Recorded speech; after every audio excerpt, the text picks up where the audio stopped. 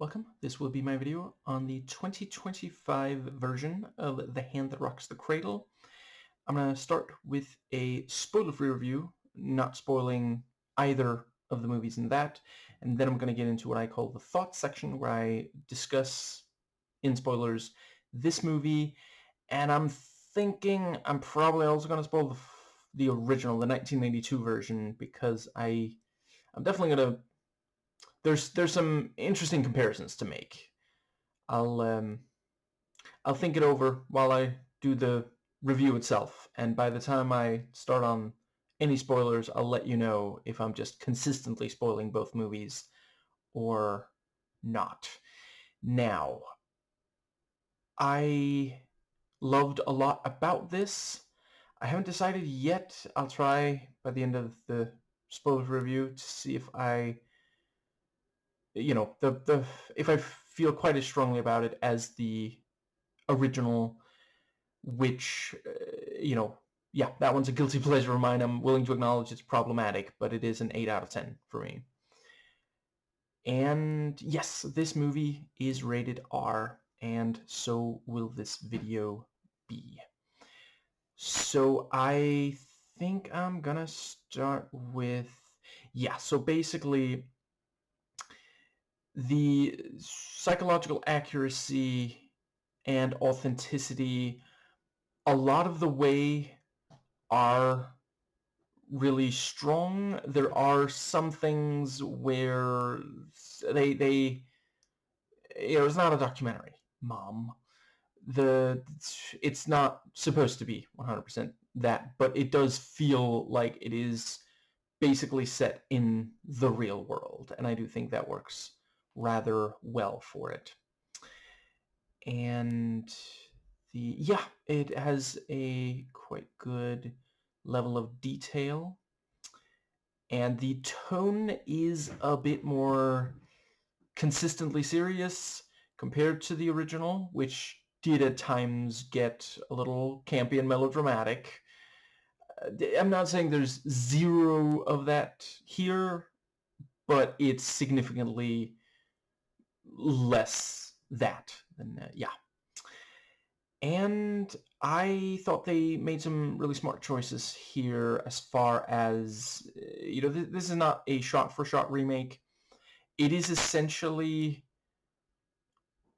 the bones of it are very similar in certain respects, and there are a bunch of references. There's stuff where if you watch the original and then you watch this, I rewatched the original 2 weeks ago, I think, was recently, certainly. I did a video on it and everything, and yeah, there's little, things, but you're not going to be confused. You can just watch this. If something about the original doesn't appeal to you, and you do want to watch one of these, it's perfectly fine to watch this one. I'll try to help you decide over the course of this video. And let's see.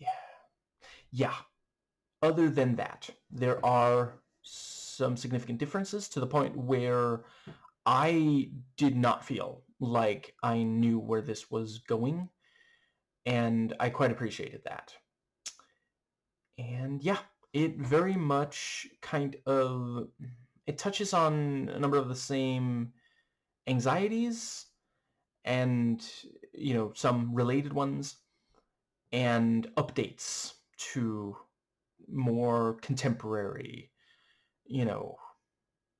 I am not sure. Let's see. I guess yeah, it's difficult to think of an example without spoiling anything. So I think for now we're gonna move on. But yeah, it is definitely a movie that understands what the first one was going for, and it's not trying to replicate it. It's actually pretty funny. Just earlier tonight, I rewatched the Evil Dead remake. So, yeah, not the exact same situation, but yeah. And I really do appreciate, like, in recent years, they've started doing remakes where it's more like, well, let's see what else we can do with this concept instead of just shot-for-shot remake, which I do think a lot of those, it's like, I mean, let's just rewatch the original. What's the point? That's a hint. Disney live-action remakes of animated movie department of Disney. I know you're raking in the dough, but at what cost? And the dialogue is quite well done. There's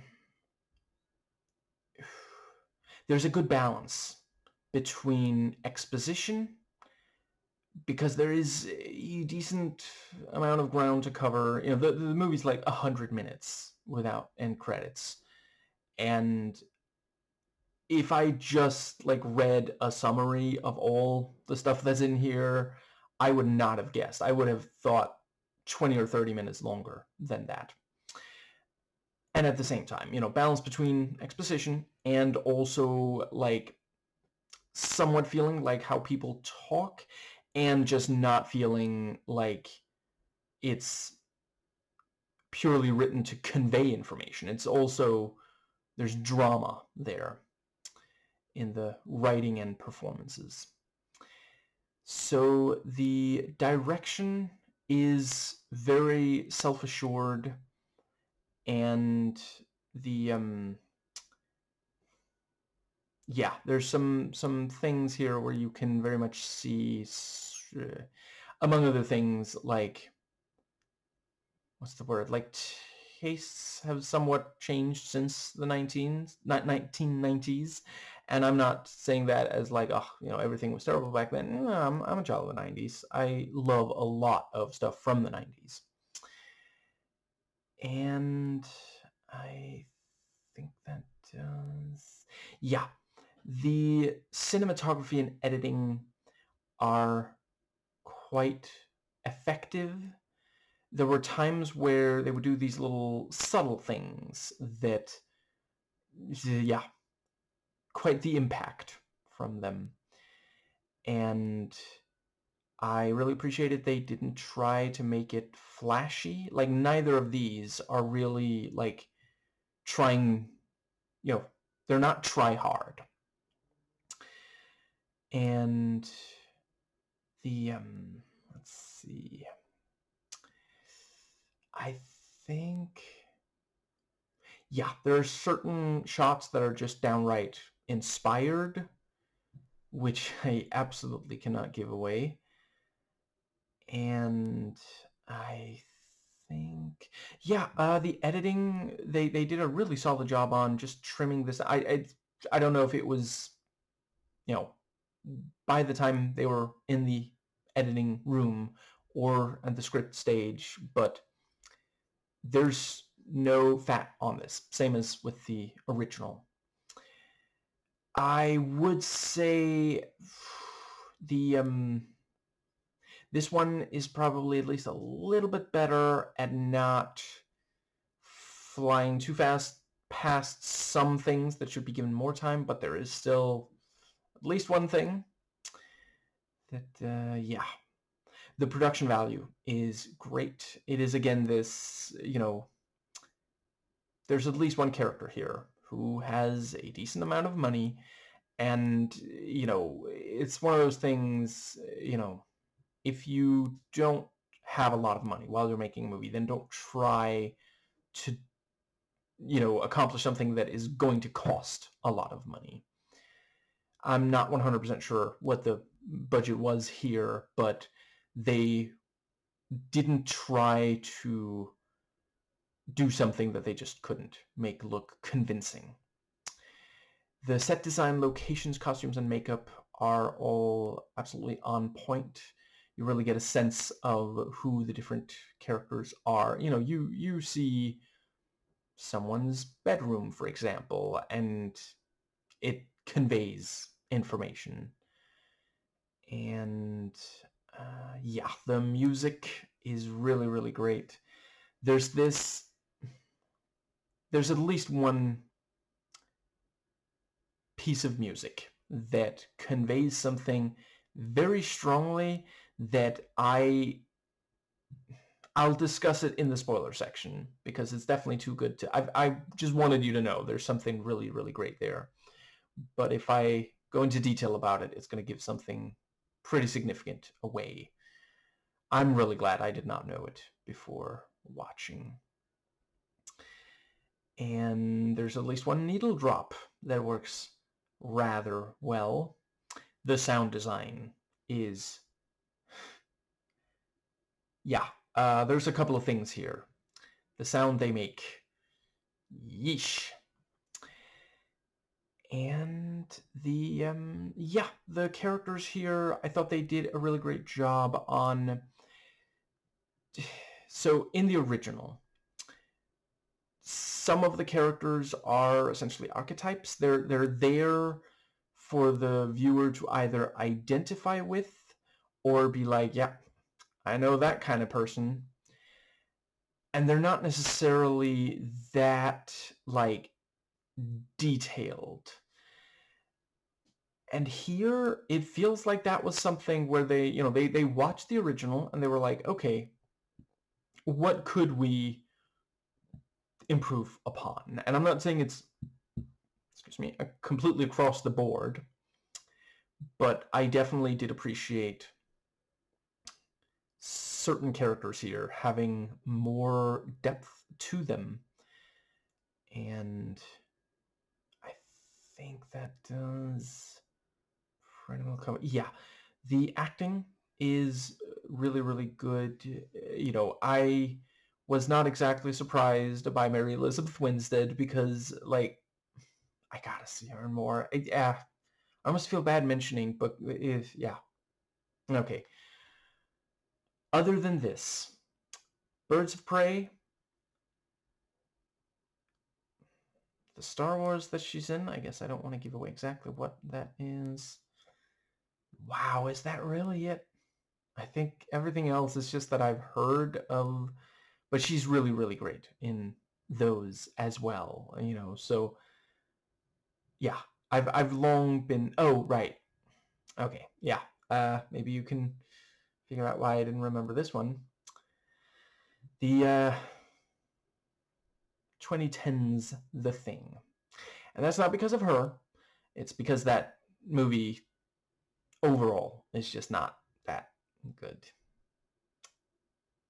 But I did at least one video on it already, so I don't feel the need to belabor how bad that movie is.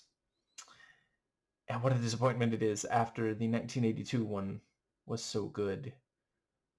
And I mean, the original, I'm not really a fan of the 1950s The Thing, but I can admire aspects of it, which I'm not sure I would necessarily say about very much of the 2010s version. And to be clear, I'm not one of those people who look down on, like, you know, okay, yeah, the 1950s one, it's maybe about 70 years old now. That's fine. You know, I'm quite fond of, and reviews are forthcoming. The Incredible Shrinking Man. It's right on the tip of my tongue. Tarantula. And my personal favorite of the ones I've watched. And one that I... yes, moving on. Invasion of the Body Snatchers. You know, so I'm absolutely open to movies from back then. I just don't think The Thing from Another World was that spectacular. Anyway, yeah, she's great here, and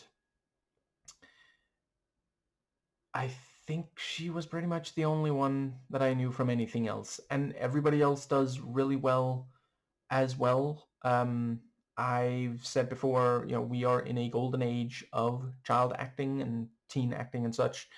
It's very rare these days. I'm not saying it doesn't exist at all, but these days I hardly ever come across a movie or TV show or the like where they are just not doing that well. And I try not to judge, you know, child actors too harshly.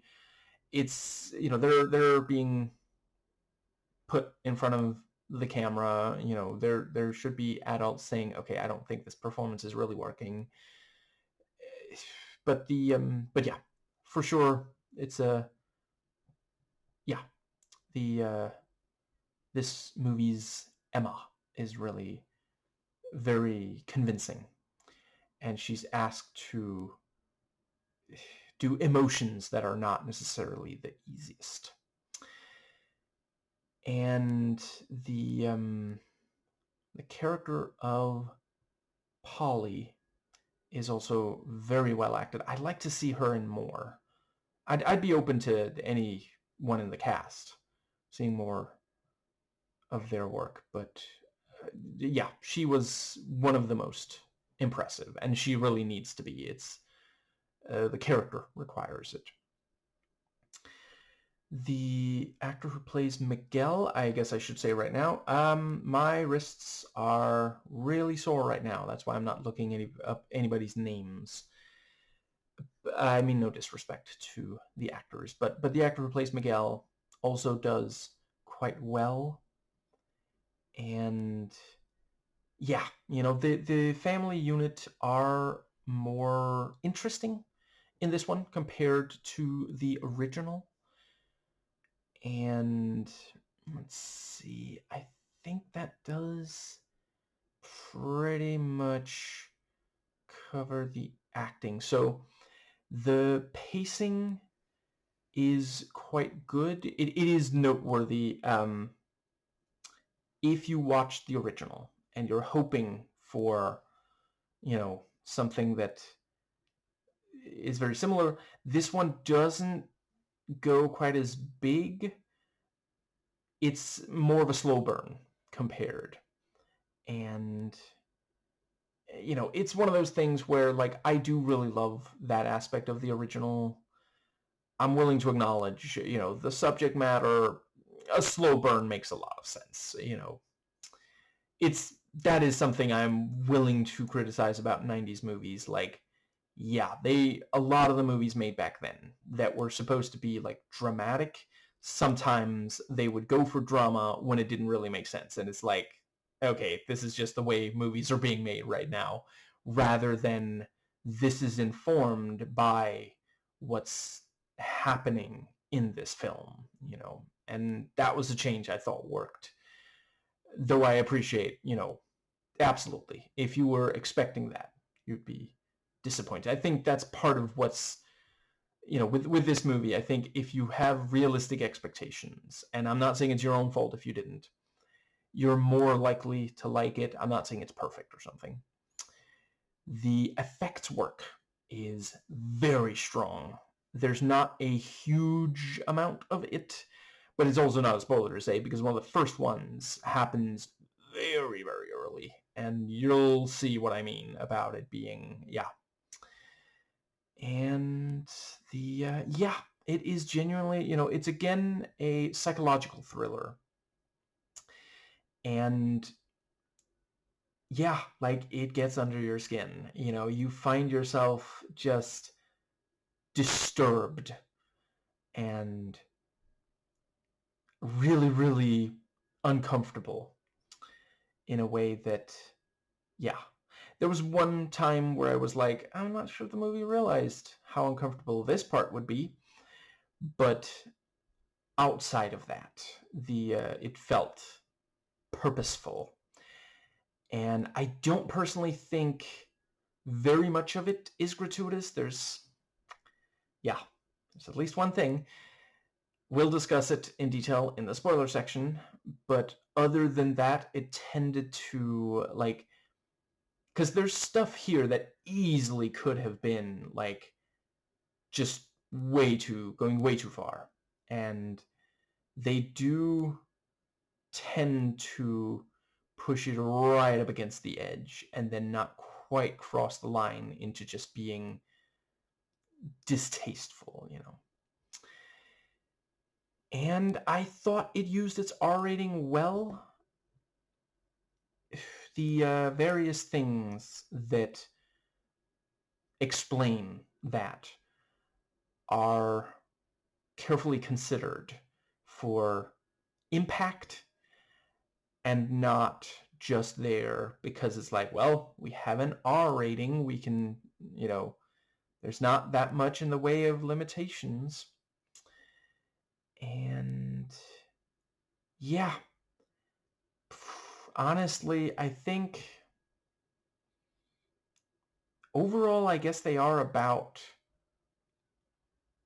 I love these two movies just about equally, for slightly different reasons. But it's, yeah, I've watched the first one, I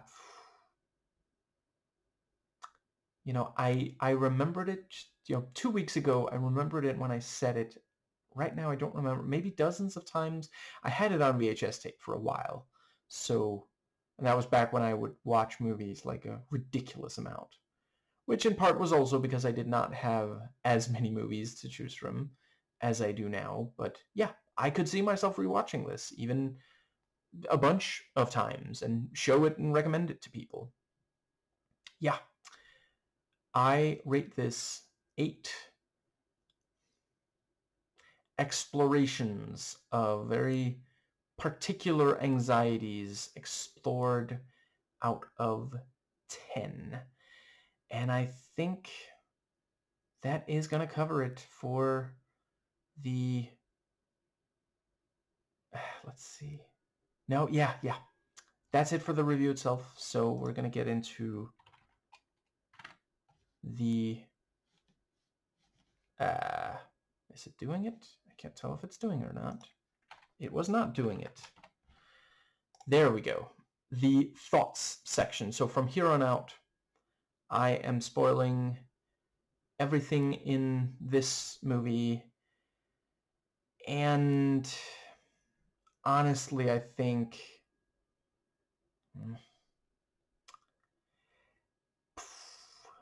yes, I am going to spoil the original throughout the rest of this video as well. It's just there's so many things to compare and contrast. And I mean, by now, I think it's easy enough to get a copy of the original. And like, I mean, right, I guess I'll, I forget if I have already said in this video, if you like the original and something about this appeals to you, I recommend both of these, and yeah. And if you're not gonna watch the original, then it's not a huge deal for you to have it spoiled. Yeah. So, a lot of this is gonna be... I'm gonna try for chronological. I am gonna start by noting that as I discuss, there's issues here that don't affect me personally as a cishet white man. Everything I say about those things is based on what I've heard from people who are members of those communities, particularly the left-leaning ones. I'm not trying to talk over any, community that I do not belong to here. A lot of what I do in these videos, it's for fellow cishet white men, some of whom are not the most willing to listen to members of minorities. So yeah, I hope I can do some good here. And I think pretty much covers... yeah, so if I don't immediately, there's at least one thing. If I don't talk about it immediately, it's gonna be the elephant in the room. So I will start with the revelation there at the end. We find out that the reason that Rebecca Pauley has been doing what she's been doing is for revenge. And that, yeah, so the big thing there is that it's said by the characters, and we don't, there's no reason to disbelieve them. Caitlin was hurt. That is the word they use. And considering some context clues, I would say there's not really any doubt in my mind personally. If you disagree, that's okay. But the way they talk about it, it was sexual abuse. It was pedophilia. Specifically, one of the biggest clues, one of the biggest reasons why I read it that way is that Caitlin specifically says, "He did it to you too. He told me, he said that we looked so alike we could be sisters." That's not the kind of thing you say if it's, if he was beating both of them. That's the kind of thing, that's a sexual thing. And it is, so in the first movie, I guess, they decided to put the really fucked up revelation at the end instead of the beginning, because in the first one, it's, the serial rape carried out by the OBGYN that leads to his suicide, his widow's miscarriage, and, her losing everything. And, serial rape, suicide, and miscarriage are not things you should take lightly and kind of fly past like that. And neither is pedophilia and incest. So, I wish they had gone to a different place with that, possibly had more of like hinting towards, because that is one thing, like the ending of the first one doesn't really introduce a major new element that we're then not given enough time to explore. And I don't hate the idea of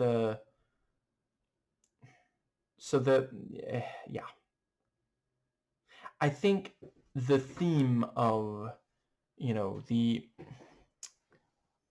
if it was treated with more sensitivity, it could have been really great for the movie, that it is this thing of like, essentially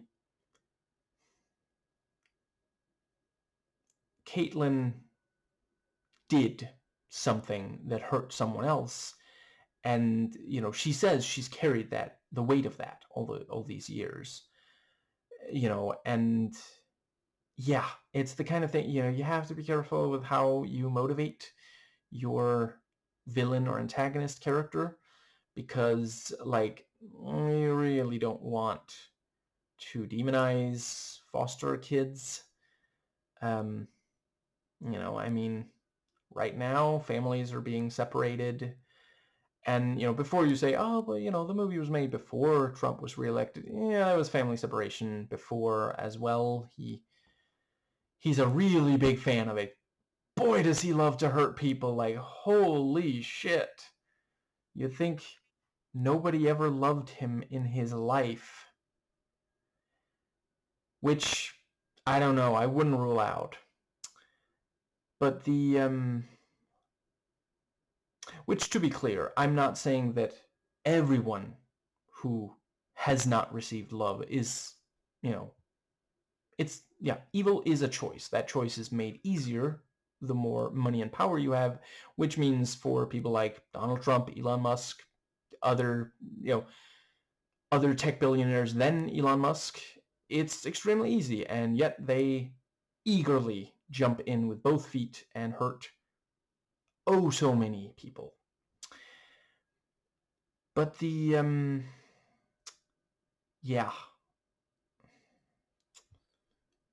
let's see, also, by the end of the movie, okay, so the antagonist throughout this whole thing was the victim of incest. That's really, really dark. And I don't think that it was necessarily, like, I don't know that there's a version of this movie that completely works where, you know, it ends with, like, them reconciling or something, like they hug it out.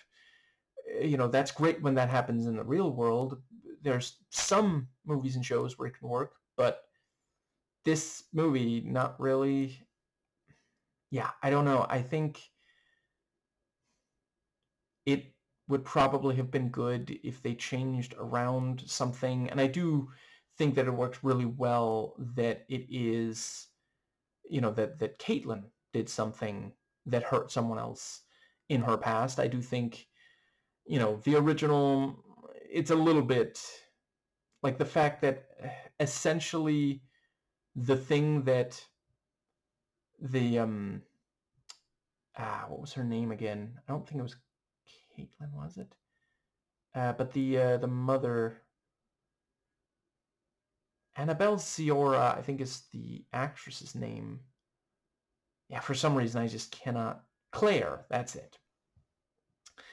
But the yeah, Claire in the original, essentially like the perfect victim. You know, she hadn't done anything, and she's being judged by another woman for coming forward about having been raped. You know, that's, yeah.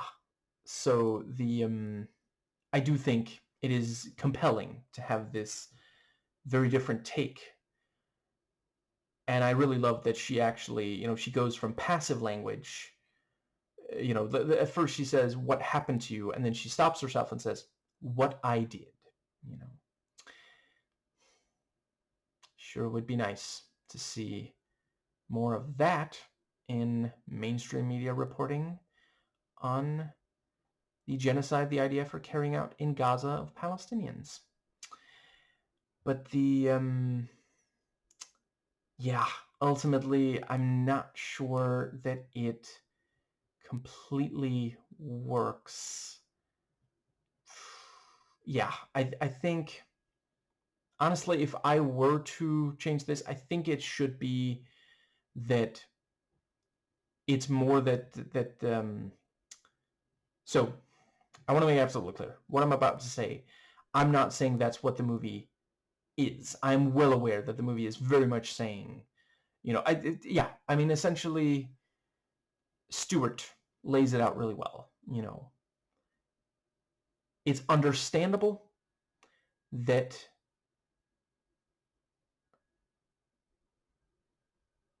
shit, what was her name? Rebecca Polly. I guess technically then I should also be calling Caitlin Jenny Caitlin. Yeah. But Rebecca Polly, it is understandable that she wants revenge, but what she's doing is not right, you know. That is what the movie's going for, and if it was more sensitive to that these delicate subjects, I think it would, you know, it would at least help. But the I don't know, personally, I think maybe especially considering, you know, recent, yeah, the way the far right is behaving these days, I think maybe it should be that Rebecca Polly has a victim complex. You know, Jenny Caitlin didn't really hurt her. She just like criticized her for something or the like. You know, like maybe Rebecca Polly also one day, you know, drove too fast and could have killed someone, and, you know, yeah. Um, I guess this is decent enough time to plug the if you haven't already watched, or if you need a reminder to rewatch because it's really excellent, Lindsay Ellis's video. Let's see, on Nebula. I think it's called Body Cam. It's something with body cam, and I think it's the only video of hers on Nebula that has that in the title. Anyway, the I guess it's not impossible she'll make more. In that case, look for the oldest video of hers that has body cam in the title. Anyway, yeah, something like that, you know. where she's just obsessed with her years down the line and just wants to hurt her. You know, there are people like that in the real world. And I think that does cover each aspect of that. I think ultimately I should probably also at this point in the video address, so another major thing, I think these are the two. So right, I guess I should also note, so foster care, I am very happy that in recent years we've gotten more media that acknowledges, hey, not all foster care givers are terrible. You know, both Shazam movies do a really good job fighting back against that. After, you know, for a while, Hollywood really wanted to underline how terrifying it was, and I appreciate for some it is, but, you know, maybe sometimes it's a good idea the way you improve things is to point to a positive alternative, you know. Yeah, off the top of my head. Spoke too soon. Terminator 2, and I guess I don't know if I want to say exactly which. I'll just say one of the Nightmare on Elm Street movies. I guess arguably one of the Friday the 13th movies as well, you know. And I appreciate, you know, back then there were a lot of really horrifying cases. I think I've made my point. Moving on. Yes, so other than that, another really big thing here is the LGBTQIA plus representation here. So once again, I am not a member of the community. I'm not trying to talk over them. I don't feel qualified to say whether or not the movie is offensive in its handling of it. I will try to apply as much analysis as I feel I can and just note certain things, such as the stone cold fact that so of the characters in this movie that are in one way or another, I get, let's go with not straight. You have the girl with the lighter, I'm afraid I forget her name, which I do appreciate, you know, there by the end we get, oh, right, that's like reminding, you know, that's part of why she's so uncomfortable. You know, Jenny Caitlin sees that and thinks back to the fire she started. And the, other than her, we have two foster kids, or well, hold on, wait, sorry. Two kids who were the victims of pedophilia. Technically, Jenny Caitlin never became a foster kid. And then Emma, who is being raised by the two women who were victims of pedophilia, which, you know, I don't know if the movie is being sensitive enough there. I appreciate that it is a trope that, you know, there are a number of people who think that anyone who isn't straight was the victim of sexual abuse, you know, perhaps especially as children. And while there are a number of people for, you know, that both were, you know, sexual assault survivors and, you know, are LGBTQI plus, okay, henceforth LGBT. I mean, no disrespect to the community, but it rolls off the tongue better. And no, I am not currently comfortable using the Q word. I appreciate that it is being reclaimed by a number of LGBT people. Right now, I don't feel comfortable. I would fucking hate for a member of the community to be watching one of my videos, hear me say that word, and be upset by it. So Right now, I do not use it in videos. I'm not ruling out at some point in the future, but not right now. Yeah, there are people who are both members of the LGBT community and survivors of, sexual assault, rape, that sort of thing, but it is not universal. Neither that everyone who goes through that ends up a member of the LGBT community, nor that all members of the LGBT community were survivors of that. It's the kind of thing that can.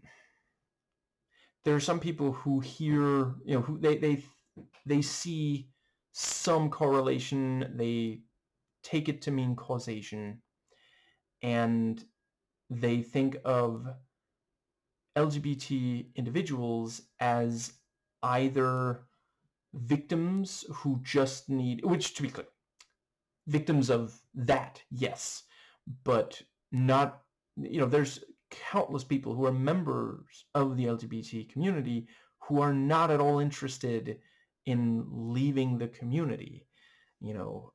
Conservatives love to trot out the detransitioners and the ex-gays and such. And I'm not gonna judge those people. There are really excellent videos that explore the issues that, yeah, so off the top of my head, Jesse Gender and Jeremy Dodger have both done some really excellent videos where they talk in a way that appears to me, as admittedly an outsider, as being very fair to the detransitioners. And obviously, it's not a good thing to hate detransitioners. It is understandable to hate the ones who choose to use their detransition as a weapon against other trans people. And yes, yes, LGBT individuals, when you actually look at like the ones that have a happy, healthy support environment, tend to be a lot happier than, various other groups. And, comparatively, like there's a lot of conservatives who are cishet who are miserable, including sometimes especially when they are surrounded by like-minded individuals and or the ones who watch and consume a lot of conservative media. Studies have been done that show they actually, the ones, let's see, I forget which of them, but it was one of the major sources of conservative media. The more people who agreed with the things they said watched of that, the angrier they got. It didn't make them happy. It didn't comfort them and make them feel like, okay, things are going to work out, which that's the thing you see with LGBT individuals who live in a supportive environment. I'm not saying they have zero problems, especially as long as conservatives are trying to ruin their lives through politics, but I've made my point, and I'm going to move on. Yeah, so that's one of the conclusions that sometimes people reach. Oh, they're victims, and we have to help them, aka help them out of being LGBT. Another thing, some people use that as an argument for people who are not straight as being somehow unnatural. And some of them won't even accept when we point to all the non-straight behavior in nature. Like, it was your argument. Like, we're not saying that human beings have to behave the same as animals, but you're using something that's already a fallacy, and we're disproving it, and you're taking your ball and going home because you realize you don't have good arguments. Bigotry does not have good arguments. It is based on irrational feelings. And I appreciate that feelings are feelings because we can't control them, but that's all the more reason to recognize them and not let them just take over when there are situations where that causes more harm than good. Obviously, sometimes if you are in an actually dangerous situation, if you suddenly realize, oh shit, I accidentally stepped into the road, and you're feeling like jumping back onto the shit. What's that called in English again? I'm Danish. God damn it.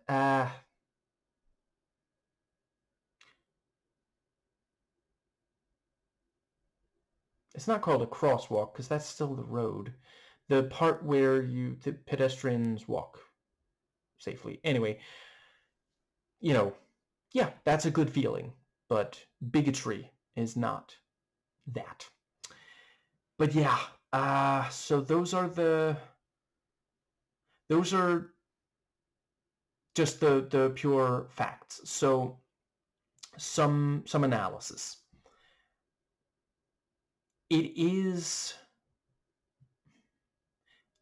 There are members of the LGBT community who are perhaps comfortable with their own LGBT status, but they can still have complicated feelings, if not necessarily a problem, yeah, with people in their lives also having, so that's one of the things that's going on when Jenny Caitlin, takes issue with Emma, saying that she isn't straight. It is worth noting that, they went with age 10, and that is an age at which some, are aware of the important thing is, obviously you shouldn't pressure them into, but you also shouldn't pressure them to be straight, because that just that has been thoroughly proven. Forcing someone to be cishet if they aren't just causes them pain, and it doesn't fundamentally change yeah, and they're not, it doesn't hurt people that there are LGBT people living their truth. It does hurt people that there are transphobes and homophobes trying to take away the rights of LGBT people. There's a lot of kids who are, so happy to have been adopted by LGBT couples. Studies show that the important thing, there's a couple of important things. It is better to have two parents instead of one, which is not me judging single parents. I appreciate that sometimes you don't have a choice in the matter, or, there are people who should not be near children, including their own. But that's one thing. Another is that it is better for it to be a loving couple than a couple who does not love their kids. And by definition, LGBT couples are more happy to have the kids because they had to make the active decision. It required either an adoption or an artificial insemination. And there's a lot of cishet white conservative couples who they refused to, some of them just didn't know better, but they did not have sex in the way that, well, let's see, they had sex in a way that led to pregnancy. They didn't have an abortion, and all because there's pressure on them to do it. And some of them ended up hating their kids, and those kids suffered tremendously in a way that is just not something we're seeing on yeah, it's, God damn it, I swear I am working on, once I've made my point, just moving on to another thing. Anyway, let's see. Yes, so it is that the movie, it was clever of them to age up, because I think Emma in the first movie is about 6 years old, and I'm not, god damn it, it's been so long since I have looked at the research, but I forget if that is too young for a child to know. I know that, like, some kids know they're trans from really, really early on, from even younger than that. But anyway, obviously, one of the things is whether someone at that age is, you know, straight or not. They should not be engaging in any kind of sexual activity, but that's not, I have encountered more cishet conservative white men who would argue that the age of consent should be lowered than, like, yeah, I'm not sure I even, no, I guess, okay, yeah, I think I can think of at least one case where, and that person might even be extremely litigious, so I don't think I'm going to name them, but there is at least one person who has argued for, but it is not the mainstream opinion where, like, yeah, there's a disturbingly high percentage of cishet white conservative men who think that child marriage is okay as long as it's straight. And that's fucking horrifying. And, there's an entire subreddit called Are the Straights Okay? Where, fairly frequent thing posted, which I know primarily because I forget if I've ever went there myself, but I've seen, videos by LGBT YouTubers who react to it. And, yeah, substantial chunk of it is just cishet couples putting clothes on their children that suggest they're already thinking of the fact that they're gonna grow up to be sexual, and they're saying, oh, that my kid is definitely gonna be straight, which, like, that's really fucking creepy and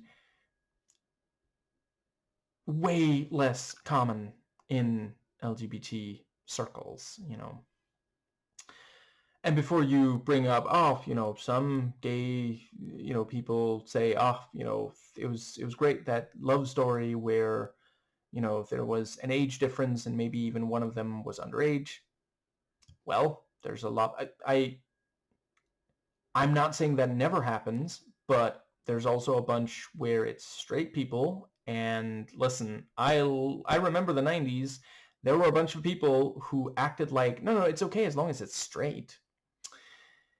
There's even some people who would say that Lolita is a love story rather than this fucking horrifying... I'm gonna move on. So it's a sensitive subject when Jenny Caitlin says that it is Rebecca Pauley influencing Emma to not be straight.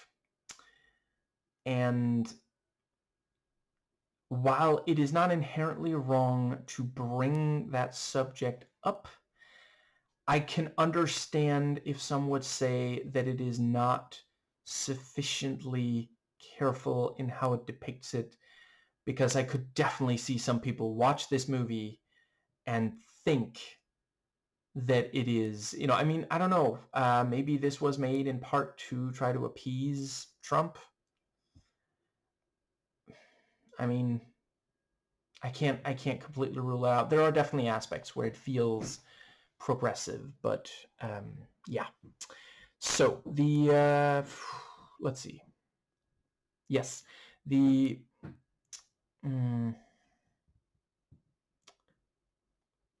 I think something that does work about it is that when, you know, Jenny Caitlin calls into question, Emma does not look confused. She doesn't like look to, you know, Rebecca Polly and say, but you said I was, you know, because that's the kind of thing that you would do if you wanted to be sure that the audience were taking away, see, it's, you know, LGBT people influencing, you know. Emma reacts like she has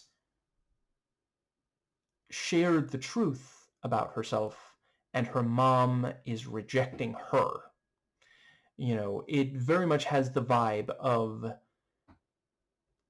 an LGBT youth, you know, being or at least feeling like at least one of her parents do not accept her for who she is.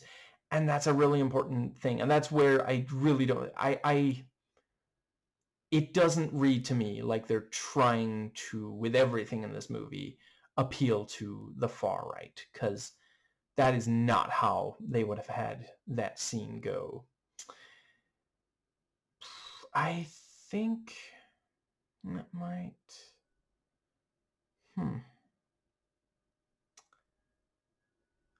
Right. So I feel like there's maybe one more thing to say about that, and then I'll get into the chronological, more or less chronological. Let's see. So yeah, the thing about the yeah, so you know, she catches, I think I'm just gonna be calling them, yeah, so Caitlin catches Polly. I did like that her, is, you know, turns out her real name was Rebecca, like Rebecca de Mornay in the original, who also went by more than one name. And it is, you know, the fact that now two of them go by other names than they were born as, you know, it feels a little like, okay, Hollywood's gonna Hollywood. It's got to be, you know, you got to go bigger if you're going to make a new version of something or a sequel or something. But I thought that it worked. And I do really appreciate, like, for most of the movie, I thought that fire was set by Polly, not by Caitlin. So good misdirect there. And I think, let's see. Doesn't that pretty much bring us to the... Yes, so Caitlin catches, you know, Polly with her partner, and, or one night stand, possibly.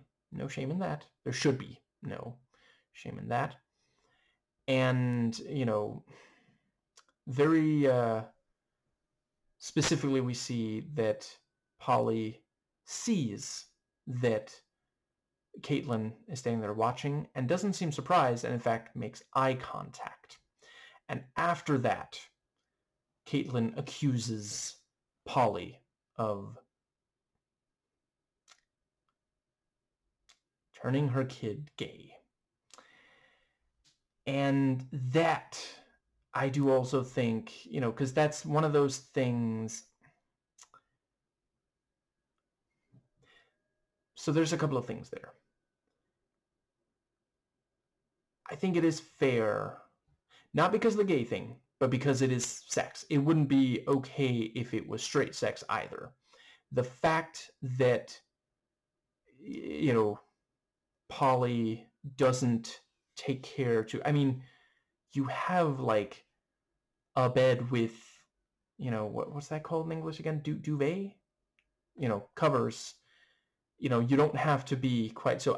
And again, I don't think the movie was being overly, you know, graphic. It easily could have been. If this had been made in the 90s, we would have seen more, and we don't need to. But it is important that it is being, you know, like, it's that thing of like, we need something dramatic there, which again, I'm not necessarily saying that the gay thing, it's more the sex in a way. Like, what if Emma walked up there? You know, she knows where Polly sleeps. She likes Polly.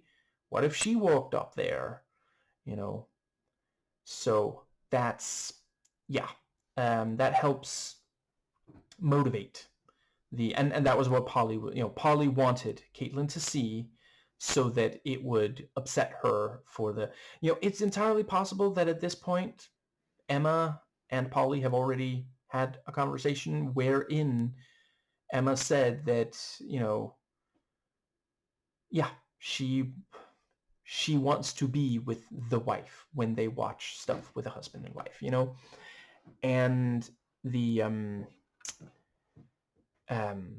yeah, in response to that, Polly invites over, this other girl that she knows is,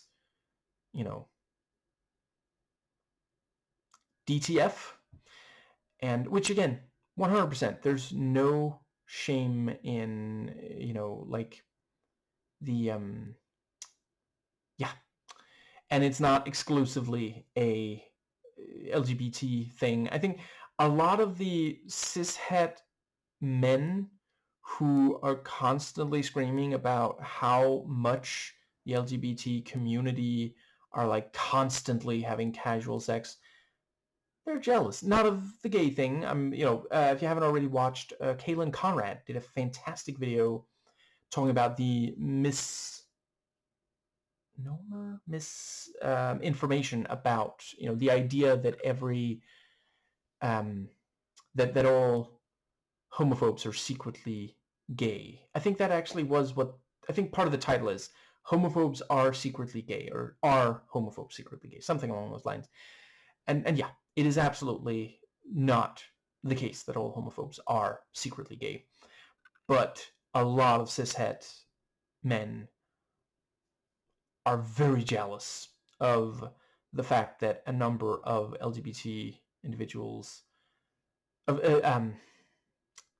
yeah, non-straights are, a number of them have an easier time having casual sex than, a number of cishet men do. And I mean, that's not their fault, though. That's, nor is it women's fault or feminism's fault. It's the fault of patriarchy, misogyny. Like, it's, I swear, I know some people don't think that it's true. And you can look for examples, There are a number of misogynists out there. I'm not saying it's all of them, but a number of male straight misogynists will talk about how a woman loses some of her value when she has sex with a man.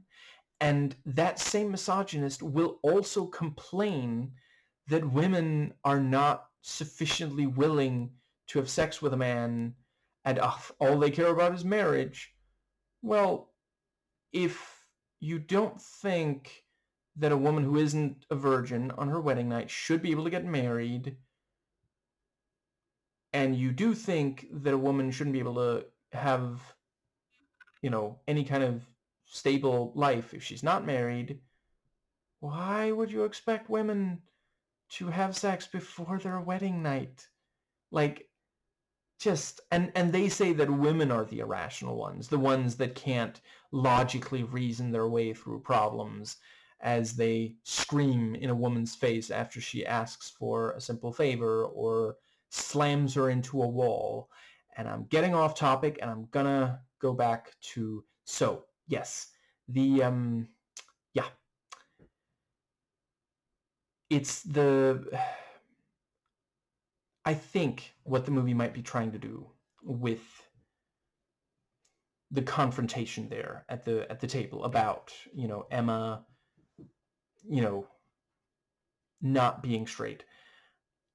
I think they're trying to point to that yeah, some LGBT people, there's perhaps some self-loathing, she at the very least. See, I think they might actually be pointing to, because she says, obviously I don't have a problem with it. I mean, she herself said, she was actually with a woman when she met Miguel. That wasn't something Polly said, I know you're, that you're actually bi or pan. She opened up about it herself, and there's also no indication that Miguel didn't know, because he doesn't seem surprised. When she says, obviously I'm okay with it, he doesn't say, what does that mean? So I think what the movie might be trying to get at, and I'm not the right person to say if it's doing a good job. I think it's trying to get at Caitlin is worried that people are going to say that the reason Emma is not straight is that Caitlin wasn't a good enough parent, that it's somehow a failure. And that's the thing, by the end of the movie, we realize, oh, she was a victim of pedophilia. And that does make, there are a number of survivors of sexual assault and rape who are more sensitive to, yeah, it's important that I word the following very carefully. So I am not saying that if someone who has in the past experienced sexual assault or rape, that they will start to see it everywhere, including in places where it isn't taking place. Sometimes they might misidentify, but then so will people who haven't experienced any kind of, sexual assault or rape. But there are some who they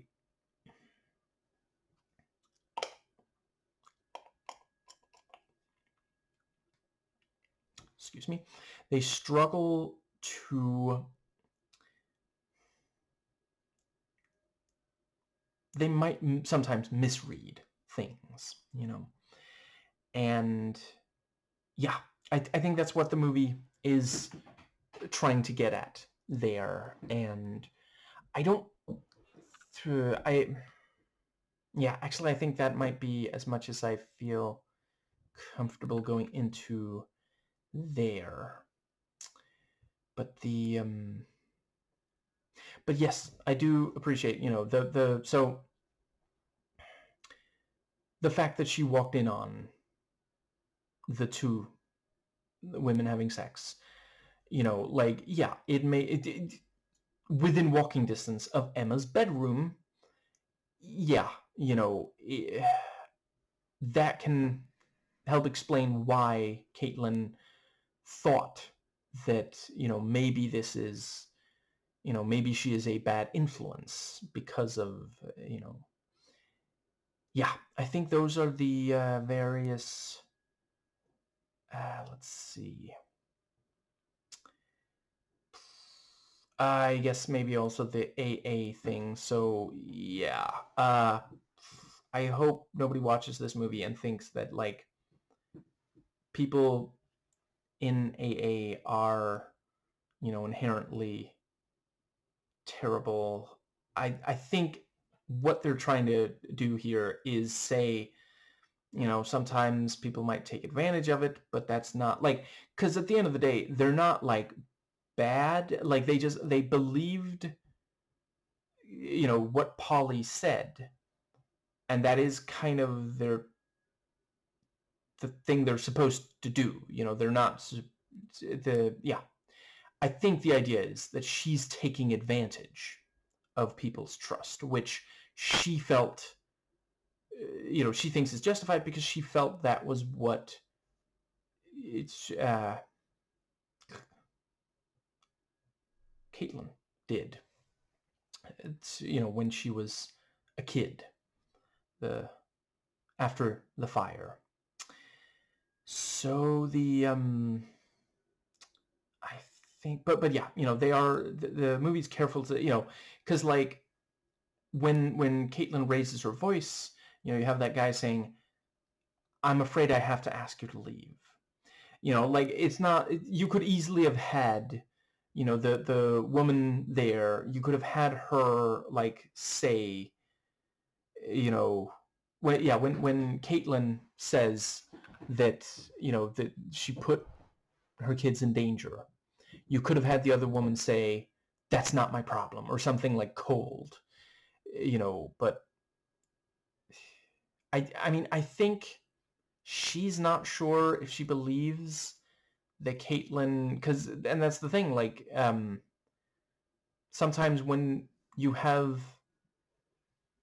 a manipulator in a situation, their claim might come first, and because of that, a counterclaim is going to sound less credible, and it shouldn't. But again, I think that's what the movie's getting at. Both of these movies explore gaslighting. I think that does. Let's see. Yes. So, at long last, the first scene. At first, I wasn't sure how I felt about. Like, obviously, it's one of those things. The movie is such a slow burn. So, to have it open with something that dramatic and then not go back to that until close to the end. I think there was maybe 20 minutes left when the fire is even brought up again. You have to be careful with that. And I'm going to try to talk about, so the couple of different things there. I am aware. I don't watch as many recent horror movies and thrillers and such as I'd like to. I used to watch more, but keep up more with what was going on in those genres. I am aware there are a number of more recent ones where they're afraid of letting the audience, American ones especially, they really want to deliver something big up front, and sometimes that can actually harm the movie. It's really, really good if you can build to something, and not immediately have like a huge thing. And sometimes it does work well to have something big at the start, but the yeah, I spent a lot of the movie worrying that basically Polly was a serial arsonist who was just going around finding happy families and burning their houses down with everyone inside. And now Caitlin was her next target. That I think really worked about it, and that, in the original, like, we know that she must be planning something, and I mean, one of the things is the fact that she gives a fake name the moment that she meets Claire, and she doesn't tell her about the fact that she knows who she is, which we already by that point in the movie know she does. But yeah, that's and that is a different thing, and by the end it is revealed, no, she wants to take over the family, same as Peyton did in the original, rather than, and I do also appreciate that. So Peyton becomes Polly, but the reveal, close to the end, and like when Stuart was like printing, I thought, oh, he discovered that Polly, set that fire, and then he explains to her that, he knows she was a victim of that fire, or her family died in that fire. Very effectively done on that. Let's see. I think overall, I think it worked to have that as the start, because after all, we don't know exactly what we're witnessing, and it establishes stakes and then later subverts those stakes. Like, genuinely, when I saw the fireworks, I was 100% thinking, that's how she starts the fire this time, And then by the end we realize, no, that's, Polly wanted, because that she knew that would trigger Caitlin's anxiety and feeling of guilt, of paranoia. And I use the term trigger unironically because she remembers, She keeps poking at that, Are you sure that doesn't seem true, about the formula versus pumped breast milk and the Zippo lighter, and yeah. I think that does bring us to and so, she explains that, she needs, she's asked, well, let's see. She claims that she has issues with her landlord. And that also felt very, in the 90s, you were not necessarily going to have as much of a conversation about landlords. But by today, it's like, yep, fuck landlords. Which, 100%, fuck landlords. Oh, god damn it. Who was it that recently made... Okay, I can definitely recommend the Thought Slime videos on landlords. I forget, was it No Way No How, maybe? Or was it... God damn it. I watch a lot of different people. I don't remember all of the different ones. Maybe it was What is Politics, but it was one of them made a video where they acknowledged, hey, you know what? Maybe your landlord isn't terrible. Not everyone's is. The ones that,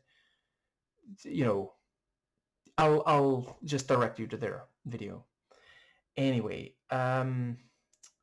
let's see. Yeah, and the fact that, so Caitlin says, sometimes we do pro bono, and it's a perk of the job that sometimes I can hold landlords accountable. That very much, it accomplishes several things very effectively. It tells us that she at least perceives herself to be a good person. And, at the time, we maybe just think, oh, well, better polish your halo. But then later, it's like, I mean, maybe this is something she's doing because she feels she has to atone, Because, there are a number of lawyers who will not do pro bono and will not touch certain types of cases. And they're not even necessarily, bad people. And not every lawyer can afford pro bono.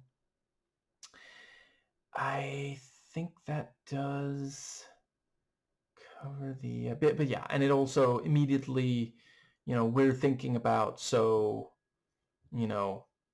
Polly needs a place to live, and, or help with the landlord, and Caitlin is someone who wants to make sure people have a place to live, which immediately has us thinking that we know who set the fire at the start, and then later we realize this whole thing is... So yeah, literally, Polly as soon as she approaches Caitlin, she's already trying to poke at her insecurities, because she doesn't just say, thank you, let's do this. She says, are you sure about this? She acts like she, and on the surface, it comes across as just like, oh, I don't want to be a bother. I just want to, but no, she is saying, you're someone who cares if people have a place to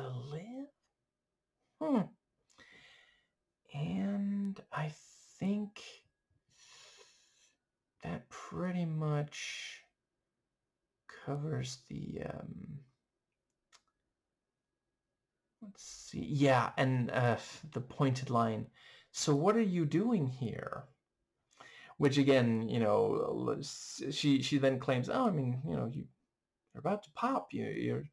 Why are you working when you're so pregnant? Which can also come across as passive aggressive. Aren't you worried that this could, what if you go into labor?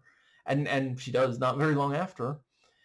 And at the same time, it's also this thing of, yeah, she's poking at, like, you really think you deserve a stable job after what you did to my family? So very, very nicely done on that. And yeah, I like it. So she goes into the car and is on the phone. It's like, well, I think I'm going into labor. And then we do a time skip similar to the original, which here is less because it's not someone losing a baby. It's less fucked up, but no, it's not particularly fucked up here, really.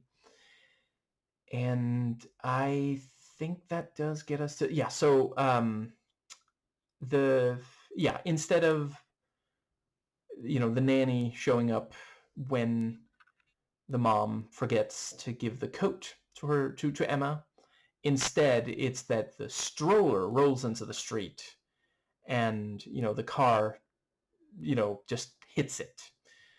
So instead of a school bus being stopped, it's a car barely stopping after hitting the stroller.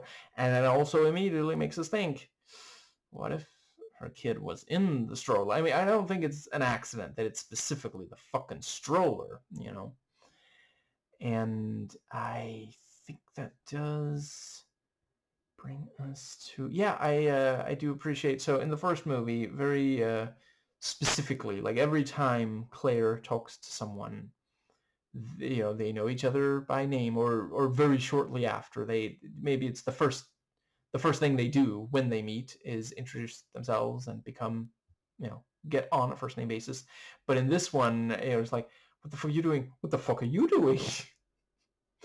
And yeah, I have heard about LA that people do not slow the fuck down.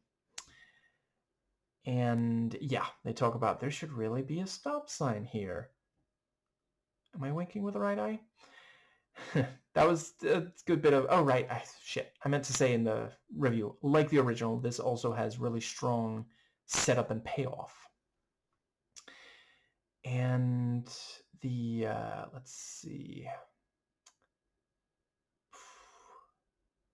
Yeah, so let's see. I think it was Emma who was supposed to be watching the stroller, and she's a kid. Yeah. So that also immediately, yeah, yeah. It's such an efficient screenplay. Really, really love it. So Emma sometimes does things not the safest way. Here at the start, she doesn't take care that the stroller isn't rolling into the street. I mean, it's one thing that there's no kid in there right now, so she's not gonna get hurt. But like, it could cause a car crash. The person driving could get hurt. So that becomes a theme for the rest of the movie. Sometimes she will do, yeah. Later in the movie, it's with fireworks that she's not. You cannot fuck around with fireworks inside. And yeah, the let's see, but yeah, other than that, we also have that Caitlin is yelling at someone else right in front of Emma, which also for the rest of the movie, later she does it to Polly, understandably, but there at the end we see that Emma has, she's not completely letting go of Polly. It's going to live on. And yeah, that was a very effective ending. I'll talk about that when I get to, but yeah, so let's see. Yeah, not long after we meet Miguel, and he is, yeah, I think it's at the farmer's market, did they say? Something like that. And so he's around as kind of useless as Michael. To be clear, I'm not saying, because he's like not white. No. Michael was white and he was useless. I'm saying they kept that element from the first movie. But yeah, he walks up, it's like, but I thought the baby needed fat. And I think it's Polly. Caitlin has just yeah, one of them says, oh, that's, there's a lot of, what was it? There's saturated fat, and he's like, I thought you needed fat, and I think it's Polly who says, well, there's different kinds of fat, So immediately there's yeah, it's this thing of he doesn't know enough. Like, it's nice that he does at least accept it, But yeah, if left to his own devices, he's not going to be, he's not going to know well enough to, what to get this. Yeah, and it's something that Polly would have an easy enough time preparing for babysitter stuff like that. You read online the what does a baby need, and yeah, immediately Caitlin feels some level of trust towards Polly because of that, and the yeah, there's a little bit of conflict sown between the married couple. And at the time, it seems like that's going to mean that it's, that Polly sides with Caitlin and takes care of the kids. But later we see that Miguel is starting to side with Polly, and the kids are in danger because Polly is not actually trustworthy. So very nicely done on that. And yeah, love that they do actually have the so yeah, Caitlin does actually check references, and it just turns out to be a lie, which, I remember seeing someone theorize, maybe you could have had, in a review of the first one, but years before this movie came out, that you could have just had that in a, or wait, was it myself? Shit, I don't remember. I do not remember, but someone mentioned that that was an option. And I do think that's a really great change. And yeah, I appreciated that they don't really shy away from the biracial thing, it doesn't feel like it's just, I mean, every time you have something like this, you have conservatives saying, oh, so you've got like a quota, you have DEI, and it's like, well, couples like this exist in the real world, and it's actually exploring it because, you have the thing about, well, of course you wouldn't. Oh, because I'm a Mexican, I just fucking love fireworks?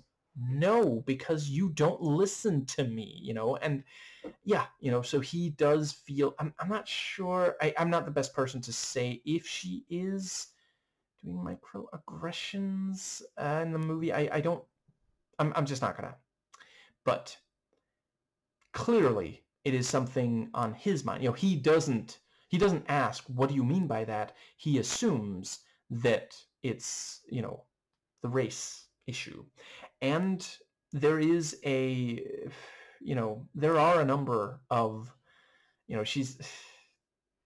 she can at times come across like that well-meaning liberal white lady who, just like, look, I accept them. I let him into my life and my bed.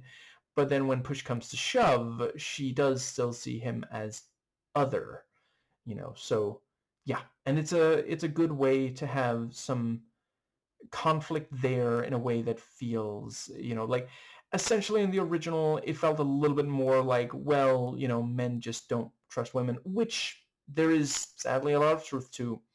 I think that it works well to have it in there. Also because it, like, not only does he not trust her, it doesn't even occur to him that that's what's happening. He thinks that she's being racist towards him, which again, I don't know if, maybe she is. But part of what's going on there is, she doesn't come across as someone who's just caught purposefully being racist. She comes across as someone who's frustrated that he didn't think about, yeah, and he does, over the course of the movies, he doesn't always trust her, which is in part because he knows that she has had some mental health issues. And yeah, that's a good way to escalate the gaslighting and to bring it into the modern day, because, like, yeah, in the 90s, yeah, just saying, this man doesn't really listen to his female partner, that was enough. And again, I'm not saying it's always that there's always mental health issues involved, but to go and actually say, well, here's someone who had mental health issues and now her own partner is constantly like second guessing everything. Like when she says that has saturated fat in it, he doesn't immediately just say, oh, sorry, which kind did you want? He just says, I thought fat was good for the baby. Like he, and it takes Polly to read to fill in well, yeah, there's different kinds of fat.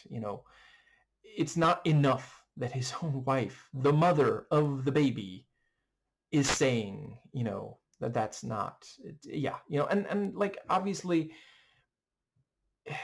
I get that he's also frustrated because he is trying, but she just had a baby, like, listen to her, and I think that does bring us to, yeah, it also does, it felt much more like, so yeah, Polly, she's just there to buy food, and she's like, oh, hey, there you are. And then they talk about like nanny position, where in the first it's like she just shows up as like, well, nannies talk. So I heard you needed a nanny. It was, yeah, I talked about that in my video on it.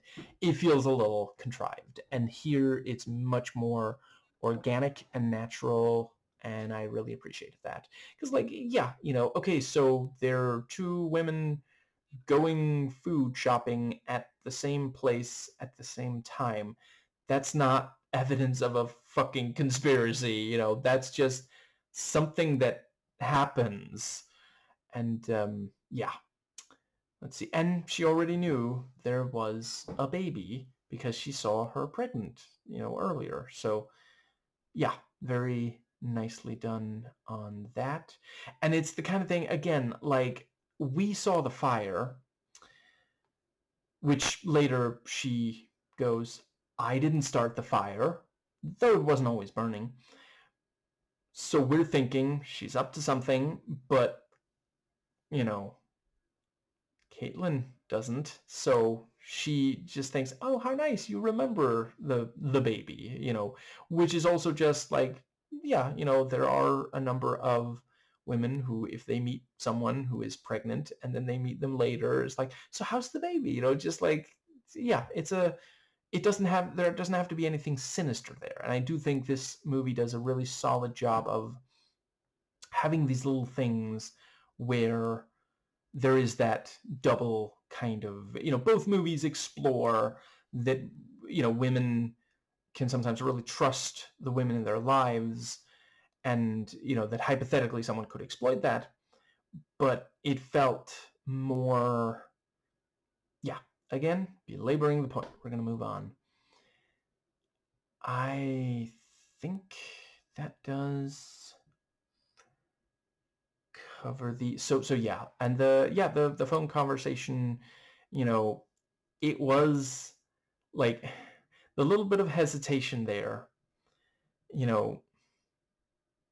it's just enough that, we think, is there something going on here? Because we saw the fire, but like, Caitlin really, part of it is also that throughout the movie, like, she does sometimes second guess herself, which is something that is, there are a number of people who've had mental health problems who second guess themselves a lot.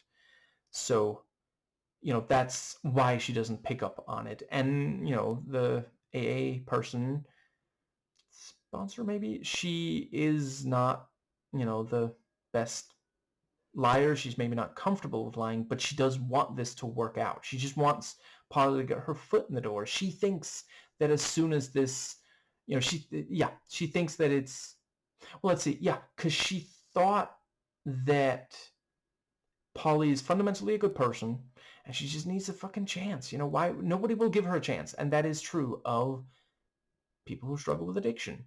A lot of them are not given chances, and once they get a chance to prove themselves, they do. They go above and beyond. Like, it's actually, there's a lot of people who've never had addiction who are more deserving of, side eye because they think their shit don't stink, and they end up doing really horrible shit and insisting that they haven't done anything wrong. Once again, Nebula, Lindsay Ellis, body cam. Let's see, I think that does bring us to right, and very well done on the line. How was she as a nanny? She became part of the family. Because that is what she's trying to do, And that, again, as a nanny, that sounds good, but as someone trying to steal the family, that's, yeah. I think that might be around when we meet the two friends. I was a little surprised that, so essentially, Stewart has a larger role. I don't even remember the guy's name in the, but she was with a guy, the friend character who used to be with, in that movie, Michael. And here, no, it's, yeah, they're just, they are friends. There doesn't seem to be any relationship between, in the past, yeah. And it's Stewart's wife rather than the, that's the character that doesn't have an awful lot of screen time. But yeah, it's the, yeah, friend of the family, does some research, finds out the truth, is killed by the nanny, and, not long after, the truth is discovered by the mother character. So, yeah. I think, yeah, I really appreciate that Emma has a more strong personality this time. If in the original, it does feel like she's just kind of, there's some dimension to her, but a lot of the time she's just kind of, if not a perfect kid, just a pretty good kid. There's not that much. Yeah. And here, yeah, this is a very credible conflict to have. And I thought the payoff worked well, that here at the end, she doesn't really turn against Polly.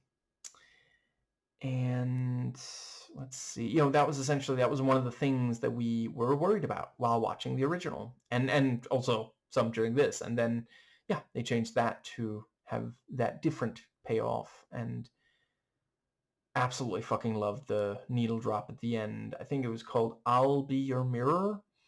And, some of those lyrics, like, Jesus Christ, that is very much, yeah. Polly thought that she was the narrator in that song, and that the person she was singing to was Caitlin. Yeah, I think, and it is, of course, also, yeah, she does in some ways mirror her. And it is that thing of, like, you may be over what you did back then, but I'm not. I guess it's not a spoiler to say there's a similar thing in Xena, and I quite enjoyed it there as well. But yeah, so let's see. Yes, the friends of the family are introduced, and now they're not talking about the expectations put on women in the 90s, including sexuality. So yeah, I thought that worked to update. And let's see, I think, is it, let's see. Certainly we have so the thing about, would you like to have dinner with us? So we do still have that, and now, yeah, she ruins the dinner and actually leads to the baby puking, which, like, it's uncomfortable even if you're not a baby, but for a baby that can actually be dangerous. They really can't spare any, so yeah. And that's the thing, like, it was upsetting that they brought that up, and I love the way they build towards it, because, at first it is, yeah, Caitlin jumps out, vomits in the toilet, and then we hear Emma, and it's like, oh, her too, and then we hear Rosie, and it's like, oh no. Very nicely done, and really appreciate that we didn't have to watch a baby vomit and be in tremendous distress. And they were also, when the baby is there in the car at the end, we're not constantly like focusing on, is the baby okay from the crash? Like, they take great care to show the strapping in of the baby seat, so she is okay. And Caitlin was also mostly okay. And yeah, moving on to the but yeah, so cooking, and she goes up to it, and already being trusted enough and taking advantage of that trust, she um yeah, pours something in that makes them vomit. And the yeah, and as also, they agree, well, it must have been the food, which, yeah, so Emma is maybe thinking, Mommy made me puke. Miguel might be thinking, she should have watched the food more carefully. She could have killed our baby. Very, very, and it's the kind of thing, like, you wouldn't immediately think, oh, it must have been Polly, because it's like, what the fuck would she do that for, So, like, yeah, very nicely done on that. I'm talking about the characters in the movie, not the viewers. Like, we have ideas about what the right, and it is also so in the first movie, in the original, it's there's that thing where it looks like the nanny is about to smother the baby, and then here it's that she makes the baby puke instead. So a good little variation. And I think, right, and I guess you could say the fire is this movie's version of the greenhouse. And let's see. Yes, that brings us to when the right, and fairly early in the movie we start seeing Caitlin, taking these pills, and at one point we see, Polly, you know, let's see, I think it's, yeah, she has access to them, and later we see, yes, she has been messing with them. It went by fast, but did it say that she was giving her meth? Like, Jesus Christ. And it's, considering that, it's genuinely really impressive that Caitlin held it together so well, but maybe it wasn't that huge of a dose of it, but enough to fuck with her.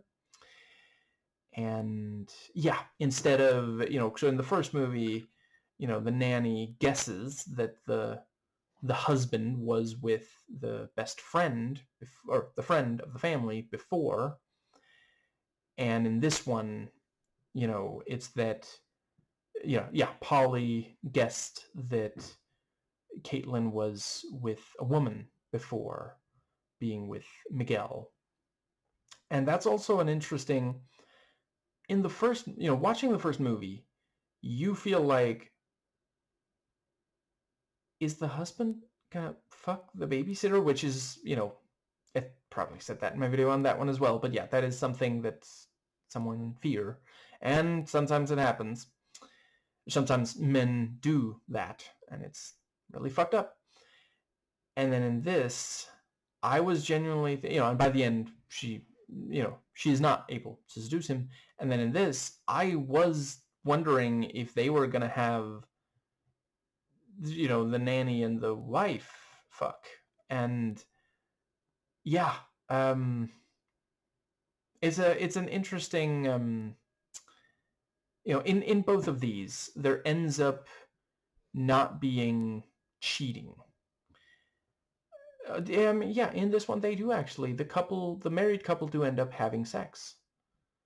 And yeah, I think I'm glad. I think it would the movies would not work quite as well if by the end of them there had indeed been cheating. So I really applaud that decision. Now, what was the other thing? Let's see. It is... Yeah, I think that does cover that portion. So we have the... let's see. Yeah, we have the part where... Yeah, so, in both of these movies, you have the thing about the nanny lying, sharing something with Emma that her mother doesn't want her to, and I appreciated the way that she tried to make Emma complicit by saying, no, feed the baby, which, like, it's not bad for a child once they get to a certain age to help feed a baby as long as, there's enough supervision and such, but she even acknowledges, I mean, mom said she shouldn't have that much sugar. And we already know that Polly knows a thing or two about there's certain things that babies shouldn't get. So, yeah. And she pressures Emma, and then she explains about the tuna. And it's one of those things,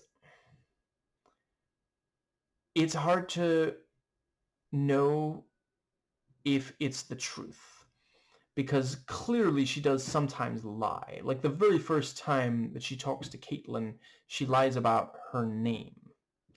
So it is, it's one of those things. Hypothetically, it could have happened. I mean, she said she went to 7 different foster homes.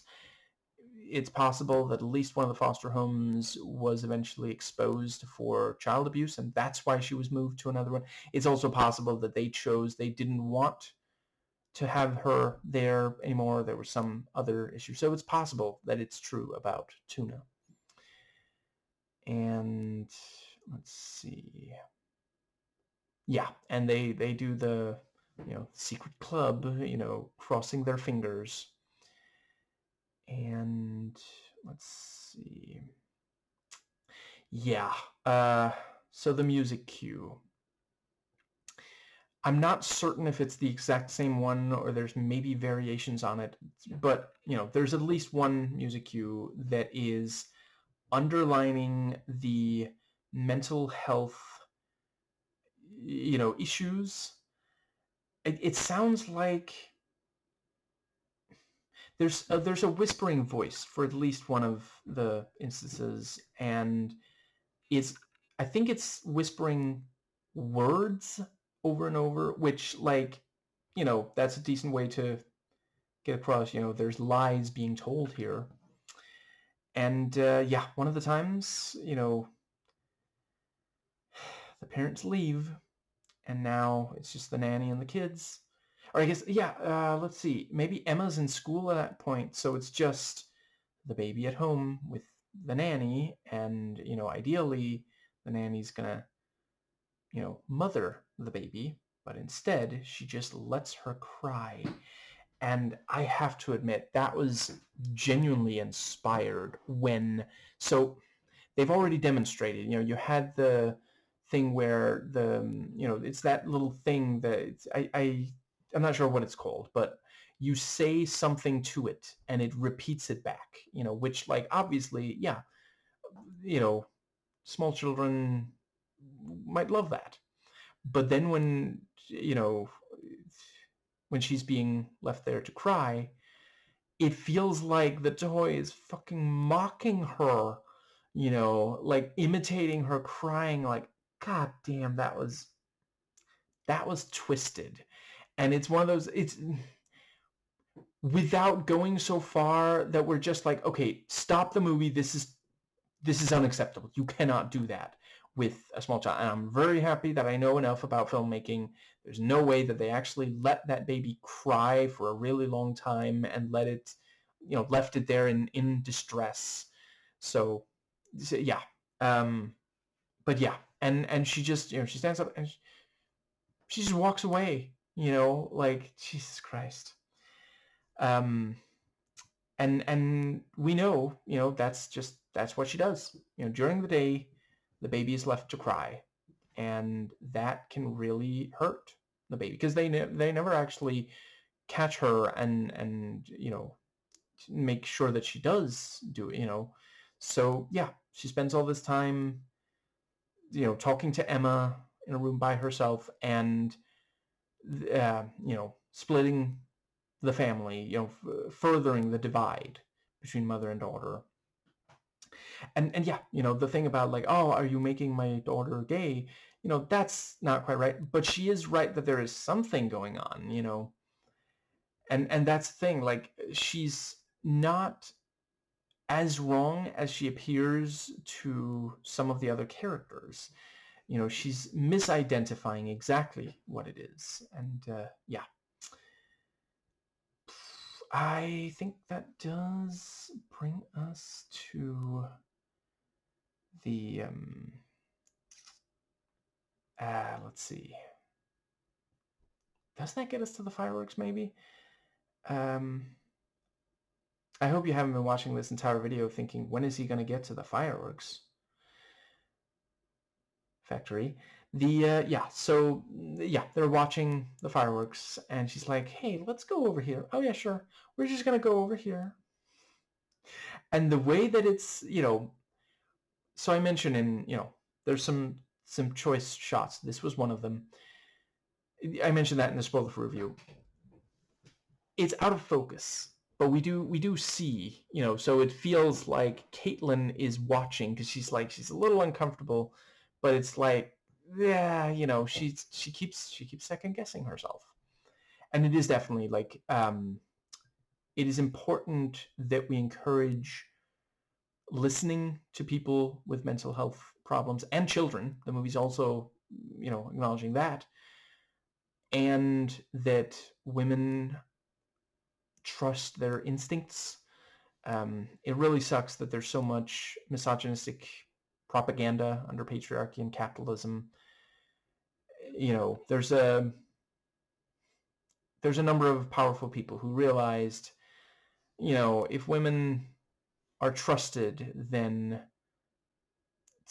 exploitation is much more difficult. I'm not saying that no women ever fall for the promises of capitalism, the American dream, and all that bullshit, but there's a lot of men who jump in with both feet and just refuse to listen to any criticism of it, where there are a lot of women who will question it, and it's because men are encouraged not to, under patriarchy, we men are encouraged not to listen to women, and it just causes a lot of pain, including for us. I know some men don't care about the pain it causes the women, but it also causes pain to us.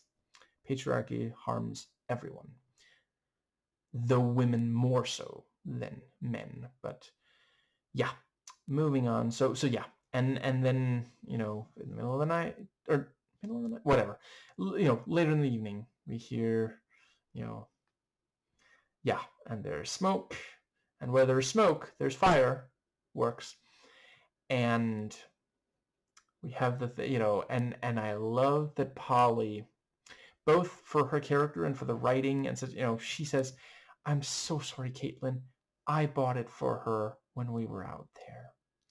Because to Miguel and Emma, it sounds like she's genuinely sorry. So when Caitlin says, what the fuck were you thinking? They're thinking, wow, Caitlin, you're being so unreasonable right now. And Emma's like, it was my fault. And yeah, just really, really well handled there. And yeah, she says, get out of my house. And yeah, it was a little interesting that I will say. I don't mind that they had two people change their name. And I thought that entire misdirect worked well. I don't think we needed 2 instances of, you know, the mother throwing the nanny out of the house. That felt like, you know, because, you know, it happens once in the first movie and now it happens twice because it's that felt silly, especially because it lasts so short, you know, so little time anyway. Now, right, the thing with the that I think also is part of why the yeah, Caitlin is uncomfortable about Emma saying she might not be straight, or that she is not straight. And I do appreciate, you know, she like, let's see, like she looked to Polly or something. She was like, now, you know, that wasn't because Polly said you're not straight. It's because Polly said, you know, I think you should tell your mom that you're not straight. And to a child, the idea that your parents will listen to you, that is such an important part of, you know, so yeah, like it might have taken some cajoling to get her there, because she knows, you know, sometimes my mom, you know, she's overprotective. She admits that near the end of the movie, you know. But eventually she got to the point where, okay, I'm going to tell her. And so to have it received like that, just dagger in her heart, you know. But yeah, part of it is the fact that specifically, in addition to it being, you know, this, yeah, sex so close to where the child is sleeping, it's also, you know, there is the choking. And that is something really, like, you know, we don't want to even think about children. I don't even know if I feel comfortable saying it out loud. Yeah. That is a particular thing that we really don't. It's so upsetting to imagine a child not being able to breathe, you know. So yeah, that's part of it. You know, she sees that in her. That's part of what she hears, you know, and that's very effectively done. And that again is like, yeah, some LGBT people do that, some cishet people do that, you know, and as long as there's consent, you know, that is not inherently a bad thing. And the let's see, uh you know, but yeah, that is part of, and again, you know, sex is for adults. It's not for, yeah, anyone who isn't an adult. Now, I think that does, yeah, and there's the part where, you know, so, oh, are, you know, I think she even said, are you tight? Which, like, yeah, that does apply to, you know, there's a, I couldn't help but notice that that was the specific wording, you know. There's other ways you could have expressed the basic same sentiment, but then there wouldn't have been the double entendre, you know. And, you know, she says, oh, this might hurt a little bit. And as part of what she does to help, she does put her hand on the throat of Caitlin. And yeah, there's a little bit of like, is this sexual? And, you know, yeah. So like, it's not, it doesn't feel as big of a reach when she does it to Caitlin and to her partner. Might she do it to Emma? You know, so yeah. Um, or like talk to Emma about the possibility of it. I'm gonna move on. The I don't have kids, but I can appreciate that it is like, yeah, it is deeply upsetting to imagine.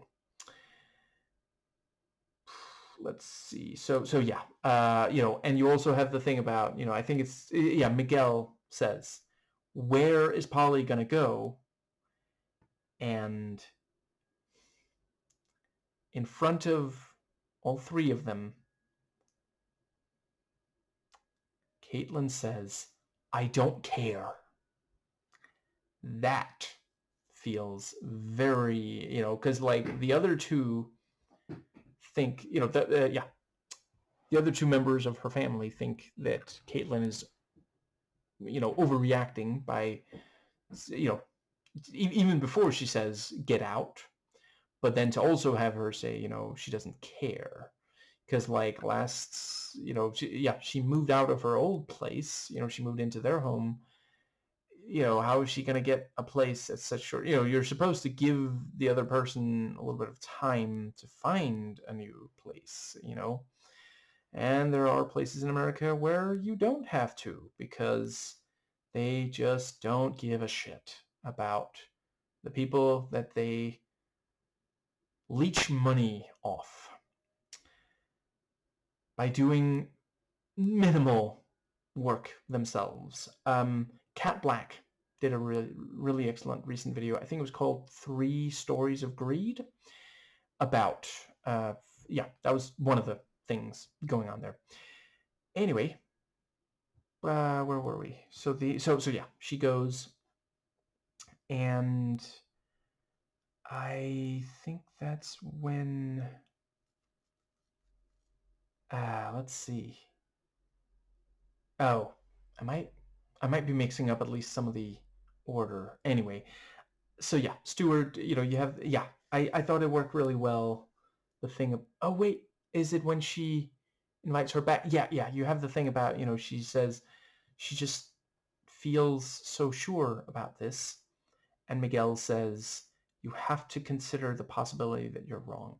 And I will say that is also, like, we don't want to encourage people to think that they can never, ever, ever under any circumstances be wrong. So it's a little dicey, but it is at the same time also, a man telling a woman, you're wrong, don't trust your instincts, do the thing that you think is going to endanger your baby. And I do appreciate that the person who supports her, Stewart, is also male. I try. I worry that I don't always succeed, but I try to listen to women, believe women, minorities in general, and that, I mentioned earlier in this video, sometimes it's really, really great to show a positive example of something. I suppose you could say, essentially, like the two major male characters in the movie, one of them doesn't believe her and the other one does. And both of them know, like Stewart is not shocked by it. He knew that she had gone through that. He just didn't know that Polly was the survivor of the fire. And they stand there talking, and we see the stop sign we put in. I wonder if it's going to be respected or not. And, he points out, okay, so you're not sure.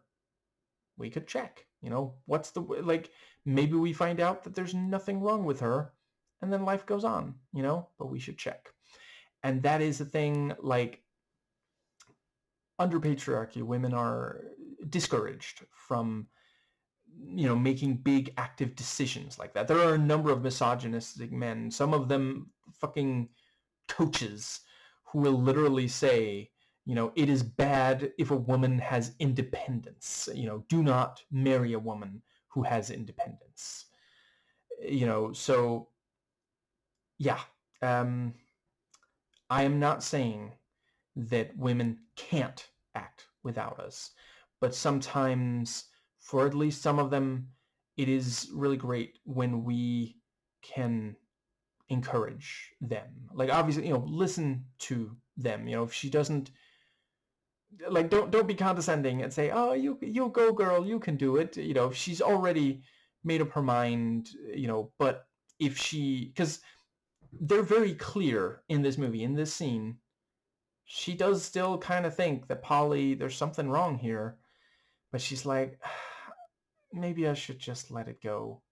And he's there saying, I think you should trust your instincts, you know. And yeah, the way that they filmed, that's another inspired shot. We see, you know, his head in the foreground, and the camera pans around as it follows her around, and then she walks up to the door.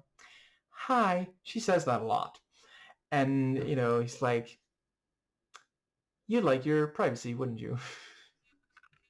And the little, just because there's tension there. And it's this thing, like, she doesn't want him to realize, because, like, you know, later on, she does, you know, beat him. I guess we don't even know if he does end up surviving the movie. He's in a, you know, he ends up in the hospital. But yeah, you know, she doesn't want him to realize that, and he also doesn't want her to realize how much onto her is, you know. And the thing about, like, so they did a really good job renovating this place. And she says, I'm glad you approve.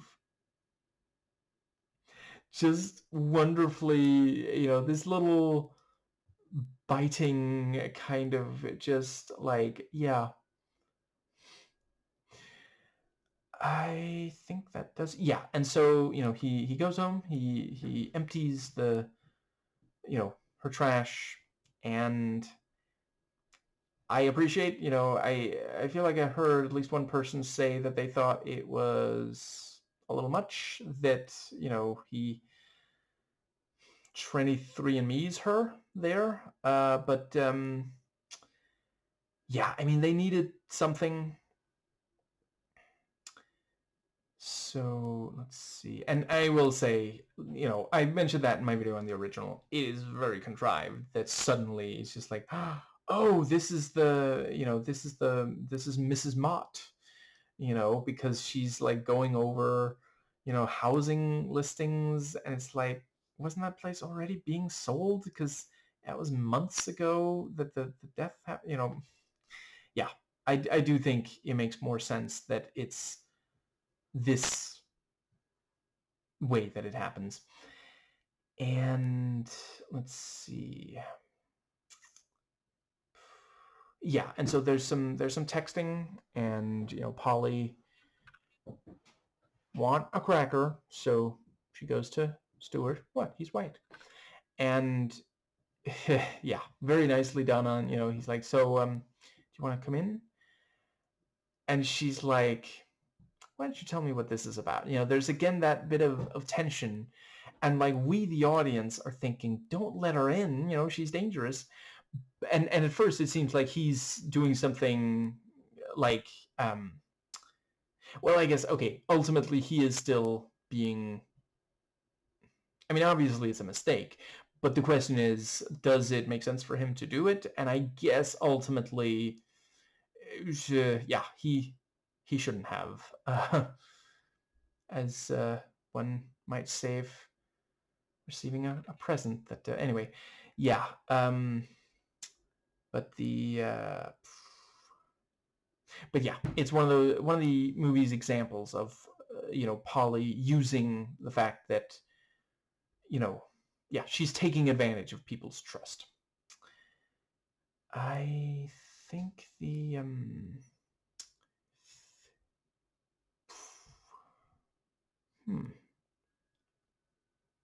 I guess that does bring us to, yeah. So, you know, he goes over, you know, yeah, and you know, he left the papers right there, and then it looks like, oh, he's trying to hide it from her, but then he does say, you know, like, he maybe regrets she wasn't supposed to see it. He meant to just handle it some other way, but yeah, he does tell her that he knows who she really is, and yeah, the entire thing, and the yeah, the let's see. Yeah, the thing about, you know, she says, I think I'm gonna be sick. And so gets directions to the bathroom and leaves the water running so he can't hear her going around. And yeah, she hits him with the bat, and that was again just phenomenally shot. The way, you know, the mirror and then it goes back, and then she's there, and she hits him. It's just like, holy shit. And yeah, that's also well done on the. It's one of those things where, you know, the fact that, you know, she is a woman, he is a man, he's taller than her, you know, you need to explain why she can hurt him as badly, and the fact that she's using this object to hit with, which the original movie was also good about, helps explain how it, you know, it would not have been credible if she just like punched him in the face or something with her fist. But the but yeah, and he tries calling 911. She knocks away the phone, and, you know, pulls an Taylor Swift and goes, "Look what you made me do." And yeah, the and yeah, it wouldn't be difficult to make it seem like it was a burglary. You know, like all she basically has to do is like leave the door open, maybe make it seem like it was forced open. You know, yeah, wouldn't be terribly difficult. And let's see. Yeah, the fact that the cop, you know, I mean, he does say he's going to get her in touch with the, you know, another cop working on this case, but it also feels a little like he's not listening, and, you know, she gets shushed for raising her voice in a hospital when she thinks that her baby is in danger. You know, it really is like, yeah, the movie does a solid job of underlining, like, when women need help from the authorities, like, there are a lot of hurdles. And yeah, I do think I appreciate that that's an increased theme here. It's not a huge presence in the original. It's mostly, it's the family that doesn't believe her, and the way that, you know, there's being driven, yeah, conflict between them by the nanny. But here it straight, you know, she goes to the AA person, she talks to a cop, to a nurse, I want to say, you know, various people, all of whom should take this extremely seriously, and she keeps being shushed and told to leave and stuff like that. So yeah, I think that does bring us to, yeah, so she goes home and finds Caitlin.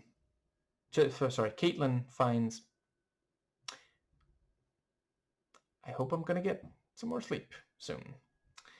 Back pain, but I'm getting treatment tomorrow, so if I don't get a lot of sleep tonight, I should be able to the very next day. So, or night, hopefully night rather than the day. Anyway, the yeah, she goes, you know, home, and the yeah, let's see, yeah, she again throws her out, and, you know, packs, and that's again, you know, in the original it's like, well, I'll just go get my baby, I mean, I'll go get my things, and it said, well, we'll pack them and send them to you, you know.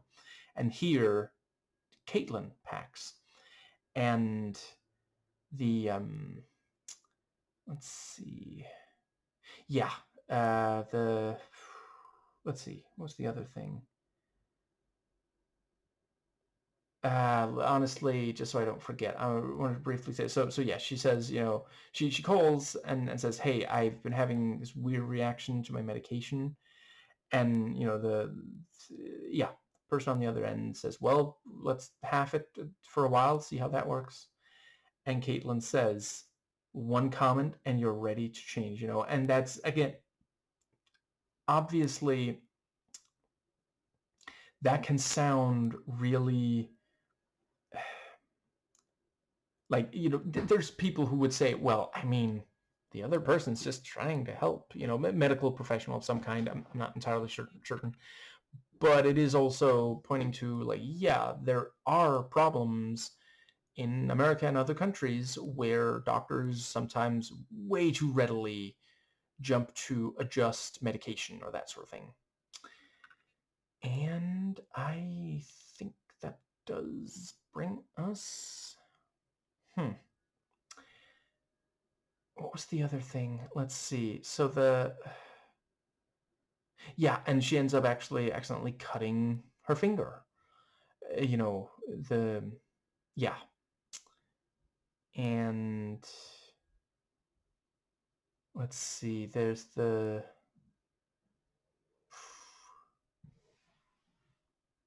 Yeah, it was really, really creepy when we saw the messing with the medication and then the discovery. It's nicely done. And the bit about how the pills, there's a little bit of dust there. And... wait, there's more space dust. I mean pill dust. But yeah, so she, Caitlin is packing, and she ends up physically assaulting Polly. And, she clearly didn't mean to, but she does technically strike Emma, and, cries when she realizes. And yeah, really, really effectively done. And yeah, she... there we have a line that straddles the line between exposition and something people might actually say, because, it's this lawyer, I think, saying, well, it's a good thing you moved out last week, but, technically, is the kid safe? So we have to be very delicate in how we handle this. Your husband does want you to see your kids. So, there's a lot of information there, but it does also feel like, because yeah, she's trying the other person is trying to reassure her. And and the fact that Caitlin on multiple occasions, she words it slightly differently at different times, but there's a recurring line. Yeah. In her lines of dialogue, there's a recurring motif of, you have put or are putting my children in danger. And yeah, let's see, I think...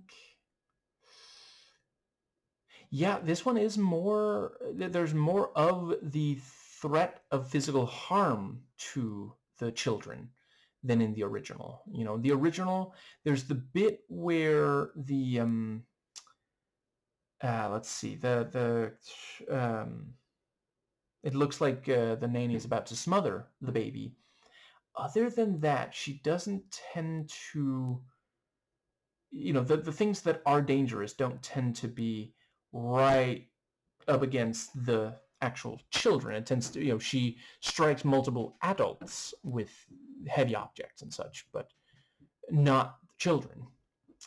And then in this one, there's the fireworks, there's the puking. Yeah. I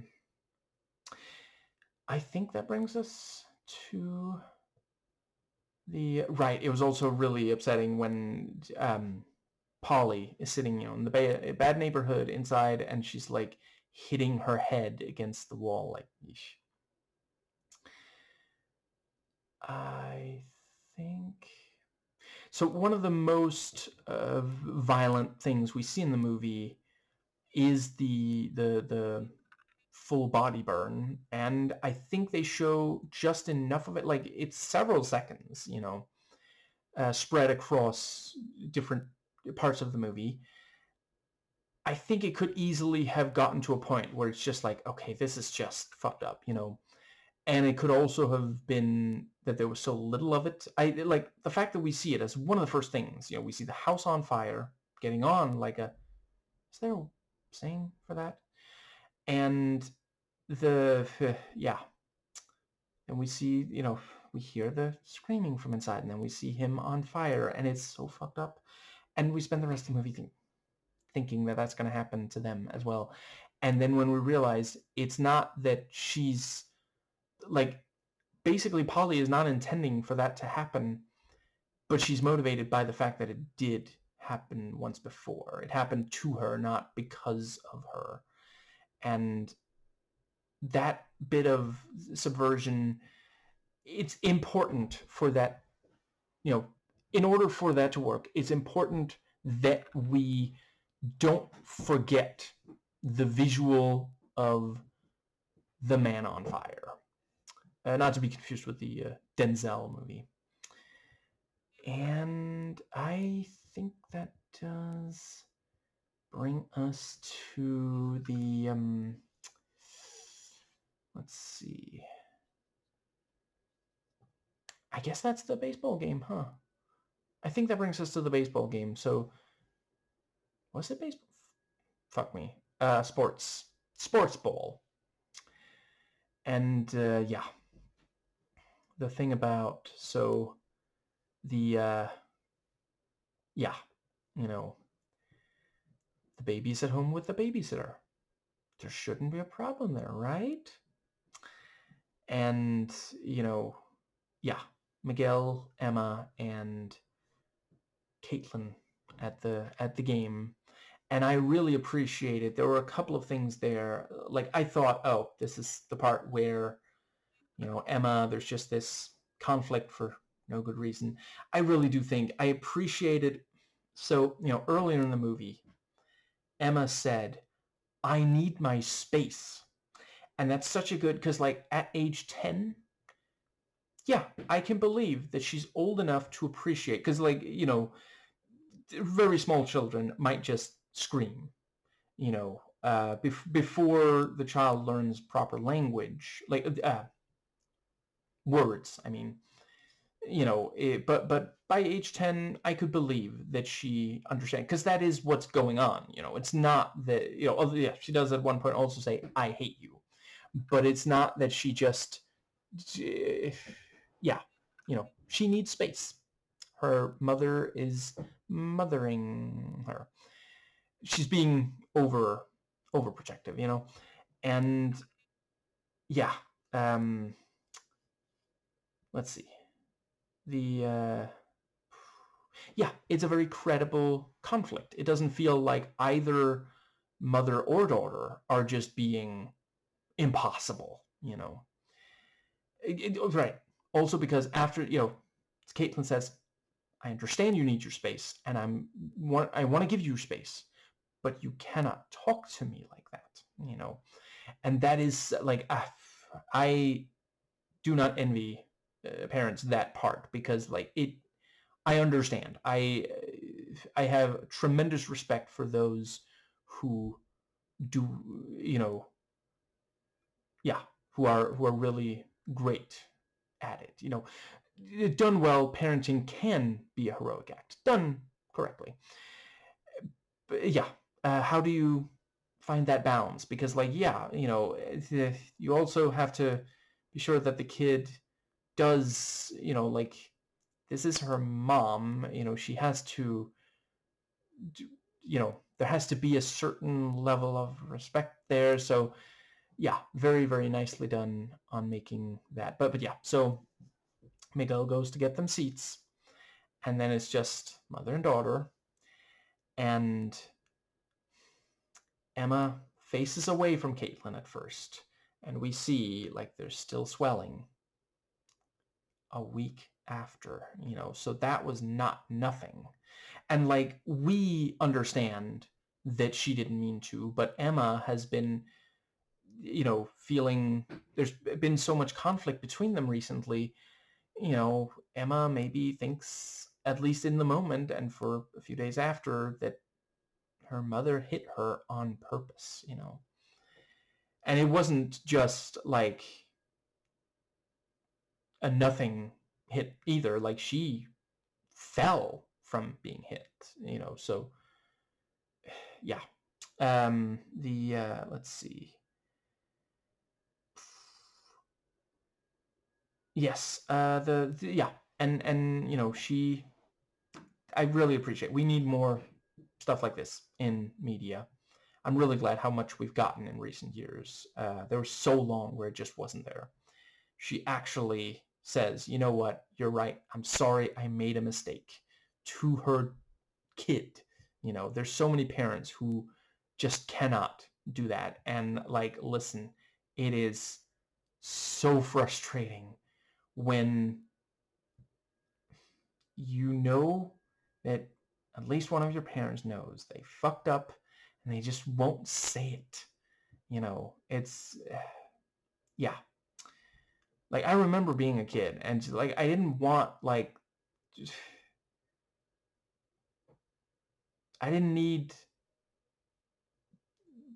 a moving of heaven and earth, but just like an apology, an acknowledgement that they did something wrong and it hurt. That's all.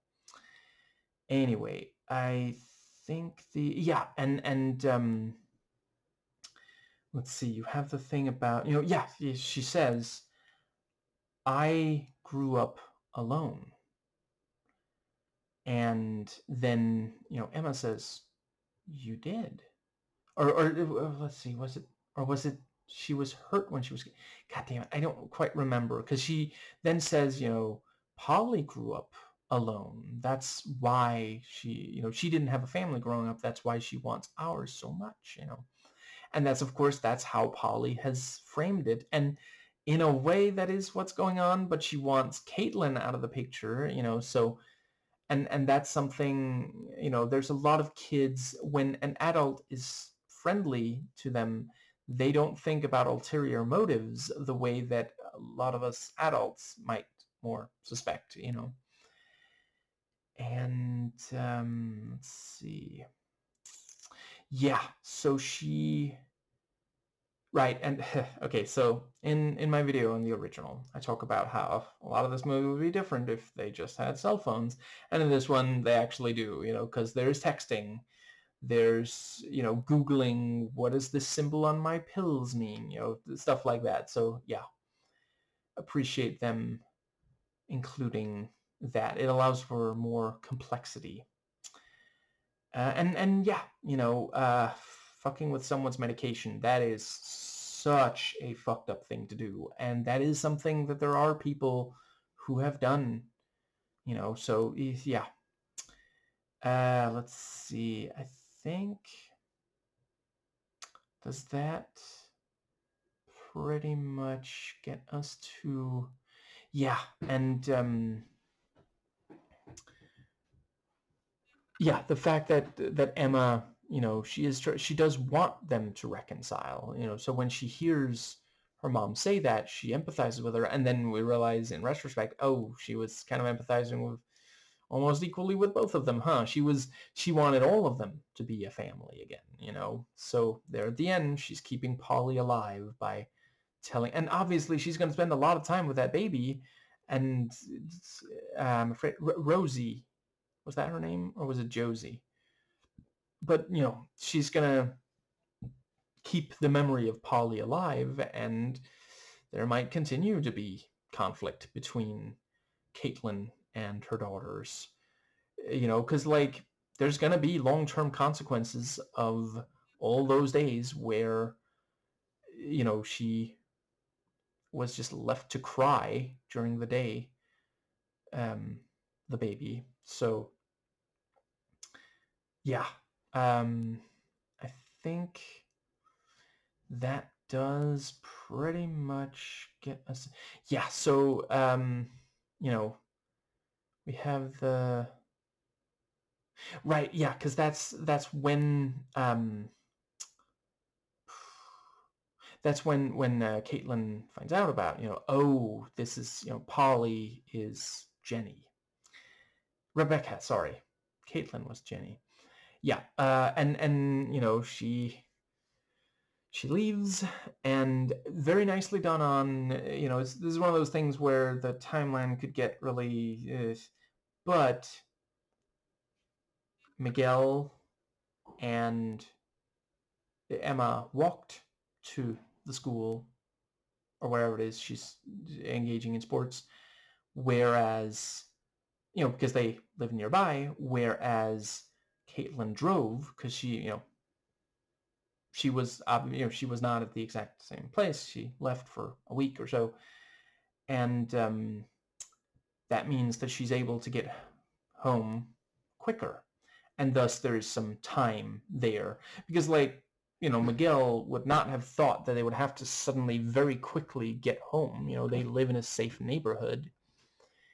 And yeah, I did really appreciate the way that it started as, so yeah, Caitlin goes home, and we have the what's the word? I also really loved when Polly and Stuart are talking, and he's saying he knows who she is, and you have like the camera, there's a shot that shows both of them, and they're like at opposite ends of the frame. There's not a huge amount of distance between them in reality, but because they are both at the edge, the two respective edges of the frame, it feels massive. The emotional distance between them, the tension is palpable.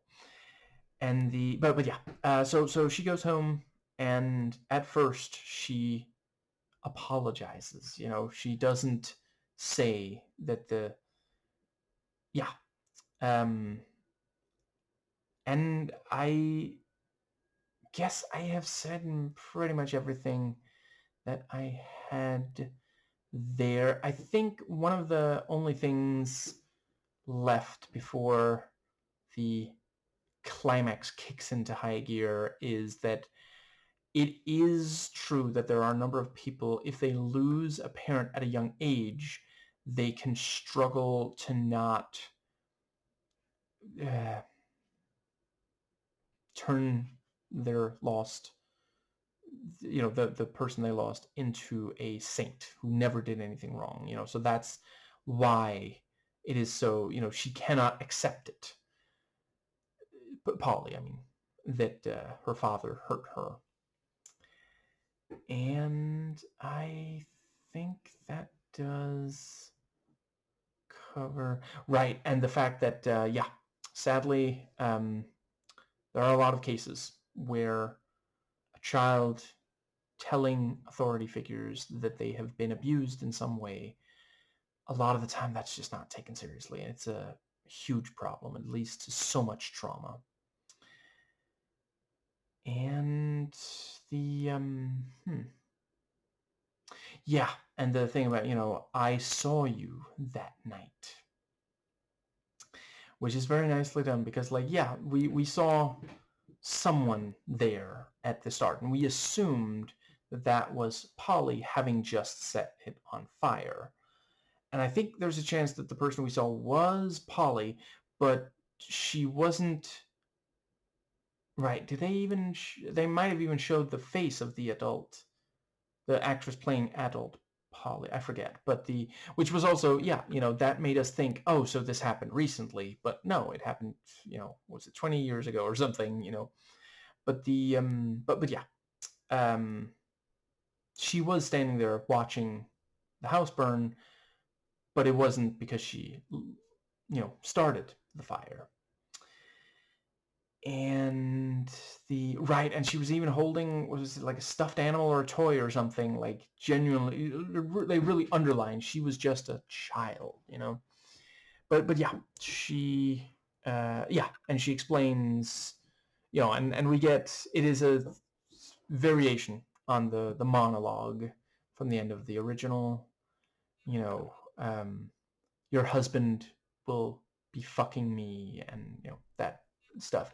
It's still good. I don't know if they needed to have it in there. I think the changes tend to be really effective, in my opinion. I'm so glad that this is so much more like mental health and the system failing women, and yeah, I think that does bring us up. But yeah, and she, she smashes the glass bottle and stabs and like buries it in there, and like, twists it and pokes a finger at it, like, ugh.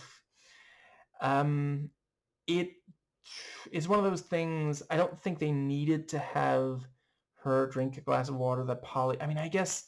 I mean, she saw her pour it I think they may be trying to like play with the trope, because it's like, no, don't drink something given to you by the person you don't trust. But then, I mean, she did see her give it, and it's not a, it's not glass, the thing she drinks from, so it shouldn't be dangerous. Oh, but there's the glass bottle next to it, which we also, we saw her put that down, or maybe it was already standing there, but it was in shot, in frame, and God damn it, the part, so she's like trying to claw her way up, and then the heavy object right on the head. Ah, God, that's fucked. Yeah, very, very nicely done on that. And yeah, she, let's see, she hits, um the cactus is right. She has to hit her back, and then she goes and gets the baby. And it's very nicely done, because like in the original, that was Emma hiding the baby, and also Solomon. I am not unhappy that there's not really an equivalent to Solomon in this movie, because I talked about my issues with that character in my video on the original, so I'll just leave it at that. Yeah, I think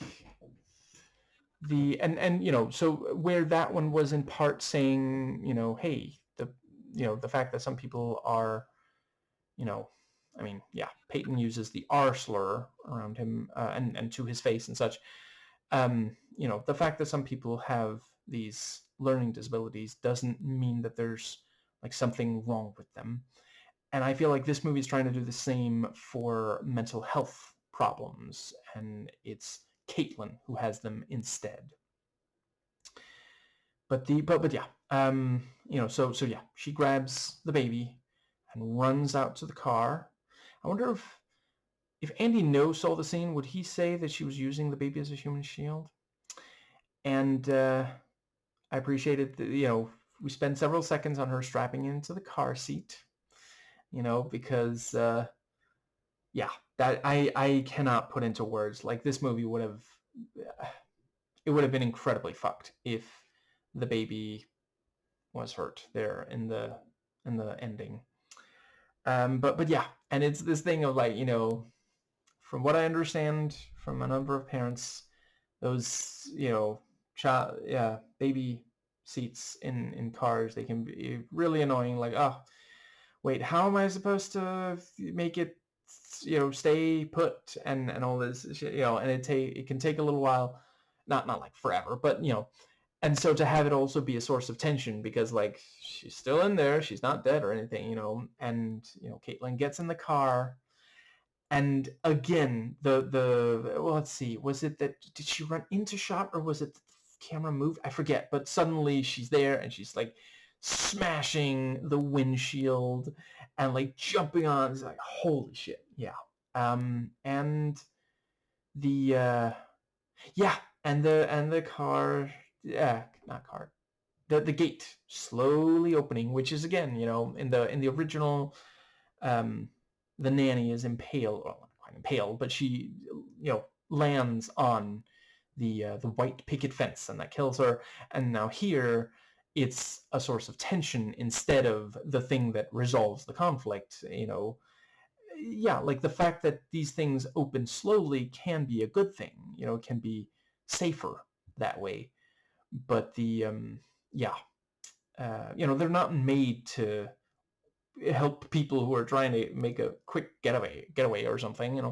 But yeah, so the let's see, where were I? Where was we? We were once, yeah. So yeah, and another car comes from, that person didn't even like get out and go like, oh, is everyone okay? Jesus Christ, like they do not give a fuck. But yeah, and she gets hit by the car, and she goes flying through the air, arm breaks and ends up under. Jesus Christ, that was intense. And Miguel clearly saw Polly on the windshield and such, and Emma still does, trust Polly and wants to keep the memory alive. And yeah, like, from her certain point of view, it looks like, maybe out of jealousy or something, Mom killed her friend.